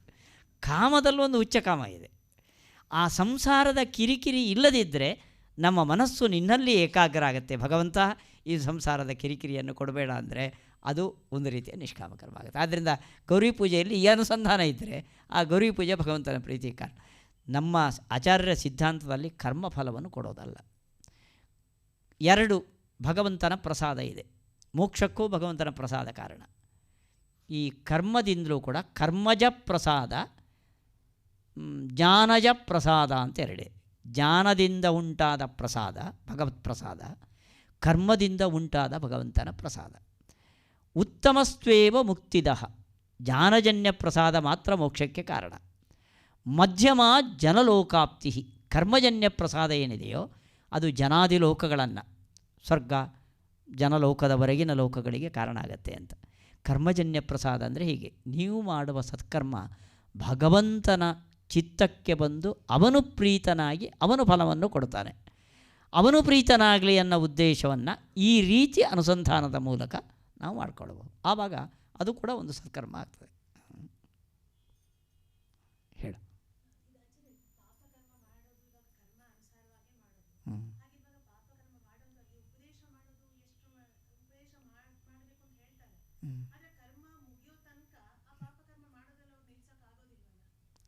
ಆಗತ್ತೆ. ತಡಿ ಈ ಭಗವದ್ಗೀತೆಯಲ್ಲಿ ಒಂದು ಮಾತು ಬರ್ತದೆ, ಉಪದೇಶಗಳು ಯಾಕೆ ಅಂತ. ಉಪದೇಶಗಳು ನೋಡಿ, ನೀವೊಂದು ಕೆಟ್ಟ ಕೆಲಸ ಮಾಡಿದಿರಿ, ಅದಕ್ಕೆ ಪಾಪ ಬಂತ. ಪಾಪದ ಫಲವಾಗಿ ಮುಂದಿನ ಜನ್ಮದಲ್ಲಿ ಏನು ಮಾಡಬೇಕು? ಮತ್ತೊಂದು ಕೆಟ್ಟ ಕೆಲಸ ಮಾಡಬೇಕು, ಮತ್ತು ಪಾಪ ಬಂತ. ಆ ಪಾಪಕರ್ಮಕ್ಕೆ ಅನುಗುಣವಾಗಿ ಮುಂದಿನ ಜನ್ಮದಲ್ಲಿ ಏನು ಮಾಡಬೇಕು? ಮತ್ತೊಂದು ಈ ಚೈನ್ ಬ್ರೇಕ್ ಆಗೋದು ಹೇಗೆ ಅಂತ. ನೀವು ಕರ್ಮಕ್ಕೆ ಅನುಗುಣವಾಗಿ ಕೆಲಸ ಮಾಡ್ತಾ ಹೋಗ್ತೀರಿ ಅಂದರೆ ವೇದ ನೀನು ಕೆಟ್ಟ ಕೆಲಸ ಮಾಡಬೇಡ, ಅವಳು ಕೆಲಸ ಮಾಡು. ನೀವು ಕರ್ಮದ ಪ್ರವಾಹದಲ್ಲಿ ಕೊಚ್ಚಿ ಹೋಗೋರು. ಒಬ್ಬ ಗಂಗೆಯ ಪ್ರವಾಹದಲ್ಲಿ ಕೊಚ್ಚಿ ಹೋಗ್ತಾ ಇರುವಾಗ ನೋಡೋ ಈಜ್ಕೊಂಡು ಈ ಕಡೆ ಬಾಡೋ ಈ ಕಡೆ ಬಾರೋ ಅಂತ ಹೇಳೋದಕ್ಕೆ ಅರ್ಥ ಇದೆಯಾ? ಈ ಕಡೆ ಬರೋಕ್ಕಾದರೆ ಅವನು ಬಂದೇ ಬರ್ತಾನೆ. ಕೊಚ್ಚಿ ಹೋಗ್ತಾ ಇದ್ದಾನೆ. ಅಂದಮೇಲೆ ವೇದದ ಉಪದೇಶಕ್ಕೆ ಅರ್ಥ ಏನು ಅಂತ ನೋಡಿ. ನೀವು ಸಜ್ಜೀವರಾದರೆ ನೀವು ವೇದವನ್ನು ಕೇಳ್ತೀರಿ. ಅಕಸ್ಮಾತ್ ಕೇಳಿದಾಗ ನೀವು ಸಜ್ಜೀವರಾದರೆ ಓ ನಾನು ಇದನ್ನು ಬಿಡಬೇಕಪ್ಪ ಅಂತ ನಿಮಗೆ ಮನಸ್ಸು ಬರ್ತದೆ. ಇದಕ್ಕೋಸ್ಕರ ವೇದ ಉಪದೇಶ ಬೇಕು. ಸೊ ದುಷ್ಕರ್ಮ ಆಗಲಿ ಸತ್ಕರ್ಮ ಆಗಲಿ ನಿಯಮೇನ ಫಲ ಕೊಡಬೇಕು ಅಂತಿಲ್ಲ. ಒಳ್ಳೆ ಕೆಲಸ ಮಾಡಿದಿರಿ, ನಿಮಗೆ 100ಕ್ಕೆ 100ರಷ್ಟು ಫಲ ಬರಬೇಕು ಅಂತಿಲ್ಲ. ನೀವು ಒಳ್ಳೆ ಸತ್ಕರ್ಮವನ್ನು ಮಾಡಿ ಪುಣ್ಯ ಸಂಪಾದನೆ ಮಾಡಿದರೂ ಕೂಡ ಈ ಜನ್ಮದಲ್ಲಿ ನೀವು ಕೆಟ್ಟ ಮನೋಭಾವವನ್ನು ಹೊಂದಿ ಸಮಾಜ ಘಾತುಕರಾದರೆ ನಿಮ್ಮ ಪುಣ್ಯದ ಫಲ 100ಕ್ಕೆ 100 ಬರೋದಿಲ್ಲ. ಸೊ ಪುಣ್ಯ ಪಾಪಗಳೂ ಕೂಡ ಭಗವಂತನ ಕಂಟ್ರೋಲ್ಲಿದೆ. ಇದನ್ನು ಉಪಮರ್ದ ಅಂತ ಕರೀತಾರೆ. ಸೊ ಉಪದೇಶ ಮಾಡಿದಾಗ ನಿಮ್ಮ ಒಳಗಿನ ಜೀವ ಸಾತ್ವಿಕನಾಗಿದ್ದರೆ ಆ ಪಾಪ ಅದು ಉಪಮರ್ದ ಆಗುತ್ತೆ, ಪೂರ್ಣ ಫಲವನ್ನು ಕೊಡೋದಿಲ್ಲ. ಸೊ ಅದು ಪ್ರಾಫಿಟ್. ವೇದದ ಉಪದೇಶ, ದೊಡ್ಡವರ ಮಾತು, ನೀವು ಹಿಂದಿನ ಜನ್ಮದ ಪ್ರಕಾರ ಇಂಥದ್ದನ್ನು ನಾಳೆ ಈ ಮುಂದಿನ ಏಕಾದಶಿ ನಾನು ಇಡ್ಲಿ ತಿನ್ನೋದೇ ಅಂತ ತೀರ್ಮಾನ ಮಾಡಿದರೆ ಇಂಥ ಉಪನ್ಯಾಸಕ್ಕೆ ಹೋದಾಗ ಬೇಡಪ್ಪ ಅಂತ ಅನಿಸ್ಬೋದು ನಿಮಗೆ. ನಿಮ್ಮ ಕರ್ಮದ ಫಲವಾಗಿ ನೀವು ಮಾಡಬೇಕಾಗಿತ್ತು. ಆದರೆ ಉಪದೇಶದ ಮೂಲಕ ಭಗವಂತ ಆ ದುಷ್ಕರ್ಮದ ಫಲವನ್ನು ತಪ್ಪಿಸಿ ನಿಟ್ಟುಪವಾಸ ಮಾಡುವ ಒಂದು ಸಂಕಲ್ಪವನ್ನು ವಿವರಿಸ್ತಾನೆ. ಅದನ್ನ ಉಪದೇಶ ವ್ಯರ್ಥ ಅಲ್ಲ, ಕರ್ಮಕ್ಕೂ ಉಪಮರ್ದ ಇದೆ ಅಂತ ನಮ್ಮ ಸಿದ್ಧಾಂತ. ಅಂದ ತಪ್ಪು ಮಾಡಿದವನು ತಪ್ಪು ಮಾಡ್ತಾನೇ ಹೋಗಬೇಕು ಅಂತಿಲ್ಲ. ತಪ್ಪಿಗೆ ಪ್ರಾಯಶ್ಚಿತ್ತ 2. ಒಂದು ಏನು ನಮ್ಮ ಪೂರ್ವಜನ್ಮದ ಫಲ ಇದೆಯೋ ಅದಕ್ಕೆ ಅಂಥದ್ದನ್ನು ಮಾಡಿ ಇಂಥದ್ದನ್ನು ಮಾಡಿ ಇಂಥ ನಮ್ಮ ಜಾತಕ ನೋಡಿ ಏನು ಹೇಳ್ತಾರೋ ಅದು. ಇನ್ನೊಂದು ಭಗವಂತನ ನಾಮ ಜಪ. ಇದರಿಂದ ಆ ಪಾಪ ಅದು ತನ್ನ ಶಕ್ತಿಯನ್ನು ಕಳ್ಕೊಳ್ಳುತ್ತೆ. 100ಕ್ಕೆ 100 ಬಾಡು ಸುಟ್ಟು ಬೂದಿಯಾಗೋದಿಲ್ಲ, ಉಪಮರ್ದ ಆಗತ್ತೆ.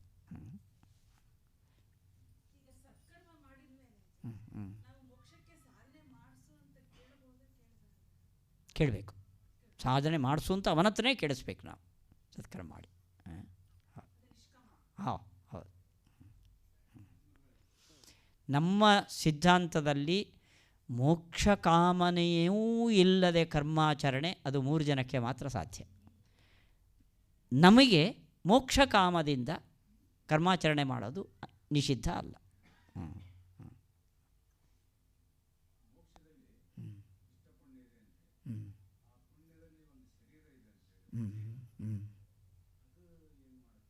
ಅದು ಮುಕ್ತಿ. ನೋಡಿ, ಈ ಪ್ರಶ್ನೆಯನ್ನು ಎಲ್ಲಿ ಮಾಡ್ಕೊಂಡಿದ್ದಾರೆ ಅಂದರೆ, ಸದ್ಯ ಸಮುತ್ತಿಷ್ಠಂತೆ, ಅವನ ತಂದೆ ತಾಯಿ ಮೋಕ್ಷದಲ್ಲಿ ಅವನ ಎದುರುಗಡೆ ಬರ್ತಾರೆ ಅಂತ. ಅವನ ತಂದೆ ತಾಯಿ ಅಪರೋಕ್ಷ ಜ್ಞಾನನೇ ಬಂದಿಲ್ಲ, ಮೋಕ್ಷದಲ್ಲಿ ಬಂದುಬಿಟ್ರೆ ಅವರಿಗೆ ಧರ್ಮಕ್ಕೆ ಮಗನಿಂದ ಮೋಕ್ಷ ಸಿಕ್ಕಂಗಾಯ್ತಲ್ಲ. ದೇವರು ನೋಡೇ ಇಲ್ಲ. ಮಗ ಅಪರೋಕ್ಷ ಜ್ಞಾನ ಬಂದಿದ್ದರಿಂದ ಅವನು ಇಷ್ಟಪಟ್ಟ ಕೂಡಲೇ ಅವರಿಗೆ ಮೋಕ್ಷ ಸಿಕ್ಬಿಡ್ತಾ ಅಂತ. ಅವನಿಗೆ ಆ ಅಪೇಕ್ಷೆ ಆ ತಂದೆ ತಾಯಿ ಮೋಕ್ಷಯೋಗ್ಯರಾಗಿದ್ದಾಗ ಮಾತ್ರ ಬರ್ತದೆ. ಅವರು ಮೋಕ್ಷಯೋಗ್ಯರಾಗದೇ ಇದ್ದಾಗ ಇವನ ಚಾನ್ಸಿಂದ ಅವರಿಗೆ ಪ್ರಾಫಿಟ್ ಆಗಲ್ಲ. ಅದೇ ಅದರಿಂದ ಯಾರು ಮೋಕ್ಷಕ್ಕೆ ಹೋಗ್ತಾನೋ ಅವನಿಗೆ ನಿಷ್ಕಾಮ ಕರ್ಮ ಜನಿತವಾದ ಪುಣ್ಯದ ಒಳಗಡೆ ಇರುವ ಚೇತನನು ಅಂಥವನಾಗಿರ್ತಾನೆ, ಮೋಕ್ಷಯೋಗ್ಯ. ಅವನು ಮೋಕ್ಷಯೋಗ್ಯ.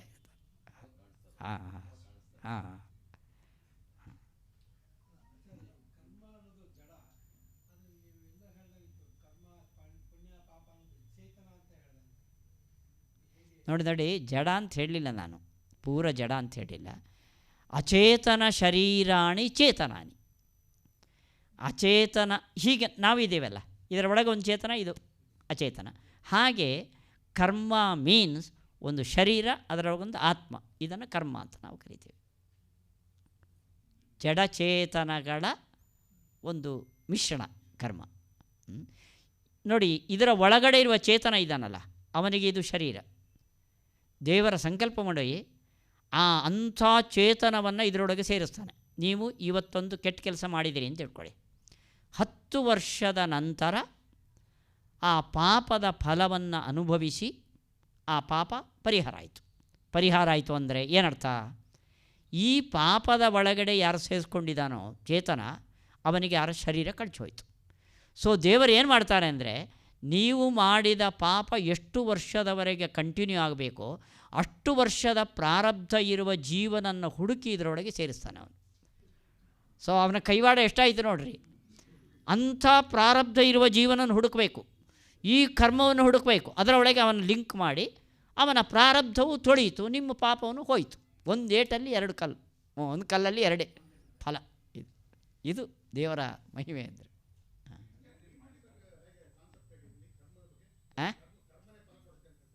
ಹಾಂ ಹಾಂ, ಚೇತನ ಒಪ್ಪಲ್ಲ ಅವರು.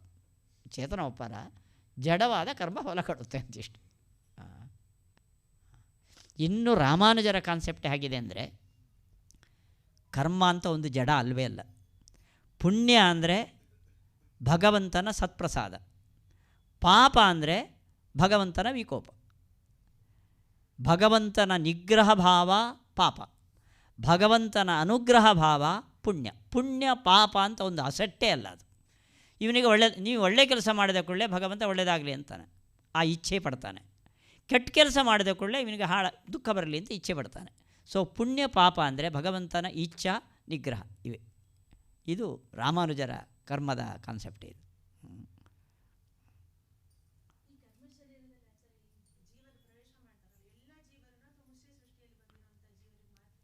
ಅದು ಬೇರೆ. ಮುಷ್ಟಿ ಸೃಷ್ಟಿ ಸರ್ವ ಸೃಷ್ಟಿ ಅನ್ನೋ ಚರ್ಚೆಯಲ್ಲಿ ತರೋದು ಬೇಡ. ಅಂತೂ ಅಂಥ ಒಬ್ಬ ಯೋಗ್ಯ ಜೀವನನ್ನು ಅಲ್ಲಿ ತಂದು ಸೇರಿಸ್ತಾನೆ ಅವನು, ಅಷ್ಟು ಪ್ರಾರಬ್ಧ ಇರೋ ಒಬ್ಬ ಜೀವನನ್ನು.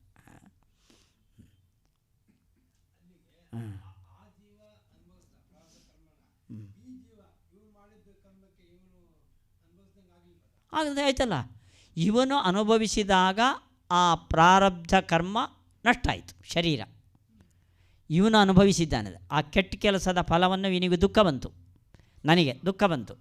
ಆ ಪ್ರಾರಬ್ಧ ಕರ್ಮ ರೂಪವಾದ ಜರ ಶರೀರ ಹೋಯಿತು. ಆ ಚೇತನ ಇನ್ನೆಲ್ಲೋ ಸಂಚಾರ ಮಾಡ್ತಾನೆ, ಇನ್ನೊಂದು ಕಡೆ ಅವನಿಗೆ ಜಾಗ ಫಿಕ್ಸ್ ಆಗಿರುತ್ತೆ. ಅದು ದೇವ್ರ ಜವಾಬ್ದಾರಿ. ಆಮೇಲೆ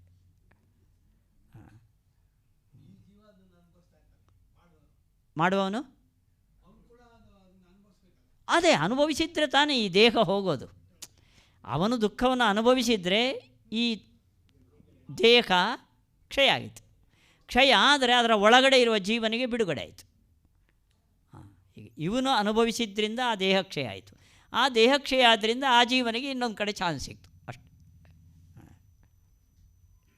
ಶ್ರೀಕೃಷ್ಣ ಅರ್ಪಣಮಸ್ತು.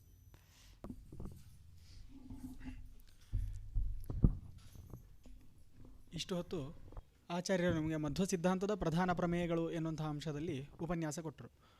ನಮಗೆ ಆ ಪ್ರಮೇಯಗಳಲ್ಲಿ ಪ್ರಾಧಾನ್ಯದ ಅನುಭವ ಹೇಗೆ ಬರೋದು ಅಂತ ಹೇಳಿದ್ರೆ, ಉಳಿದ ಸಿದ್ಧಾಂತದಲ್ಲಿ ಅದು ಯಾವ ರೀತಿಯಾಗಿ ಹೇಳ್ತಾರೆ ಅಂತ ತಿಳಿದಾಗ, ಆ ರೀತಿಯಾಗಿ ಹೇಳಿದ್ರೆ ಏನು ಅನಿಷ್ಟ ಅಂತ ನಮಗೆ ಗೊತ್ತಾದರೆ, ಆಗ ನಮಗೆ ಹೌದಪ್ಪ ನಮ್ಮ ಮಧ್ವ ಸಿದ್ಧಾಂತದಲ್ಲಿ ಹೇಳಿದಂತಹ ಪ್ರಮೇಯಗಳೆಲ್ಲ ಪ್ರಧಾನವಾಗಿದೆ ಅಂತ ಈ ರೀತಿಯಾಗಿ ತಿಳಿಯುತ್ತೆ. ಅದೇ ರೀತಿಯಾಗಿ ಆಚಾರ್ಯ ಏನು ಮಾಡಿದ್ರು ಅಂತ ಹೇಳಿದ್ರೆ, ಮೀಮಾಂಸಕರ ಸಿದ್ಧಾಂತ, ಅದೇ ರೀತಿ ಅದ್ವೈತಿಗಳ ಸಿದ್ಧಾಂತ, ಅದೇ ರೀತಿ ಭಾಸ್ಕರ ಸಿದ್ಧಾಂತ, ಎಲ್ಲ ಸಿದ್ಧಾಂತಗಳಲ್ಲೂ ಕೂಡ ಕರ್ಮವನ್ನು ಈ ರೀತಿಯಾಗಿ ಹೇಳ್ತಾರೆ. ಈ ರೀತಿಯಾಗಿ ಹೇಳಿದ್ರೆ ಇಂತಹ ಅನಿಷ್ಟ ಬರುತ್ತೆ. ಆದ್ದರಿಂದಾಗಿ ಆಚಾರ್ಯರು ಕರ್ಮ ಸಿದ್ಧಾಂತವನ್ನು ಈ ರೀತಿಯಾಗಿ ಹೇಳ್ತಾರೆ ಅಂತ ನಮಗೆ ನಿರೂಪಣೆ ಮಾಡಿಕೊಟ್ಟು, ಅದರಲ್ಲಿ ಇರತಕ್ಕಂತಹ ಪ್ರಾಧಾನ್ಯವನ್ನು ನಮಗೆ ಅನುಭವಕ್ಕೆ ಬರೋ ಥರ ಉಪನ್ಯಾಸ ಮಾಡಿದ್ದಾರೆ. ಅಂತಹ ಆಚಾರ್ಯರಿಗೆ ಅಖಿಲ ಭಾರತ ಮಾಧ್ವ ಮಹಾಮಂಡಲದ ಪ್ರಧಾನ ಕಾರ್ಯದರ್ಶಿಗಳಾದಂತಹ ಶ್ರೀಪಾದ ಸಿಂಗನವಲ್ಲಿ ಅವರು ಫಲಪುಷ್ಪ ಸಮರ್ಪಣೆ ಮಾಡಬೇಕು ಅಂತ ಪ್ರಾರ್ಥನೆ ಮಾಡ್ಕೊಳ್ತೇನೆ.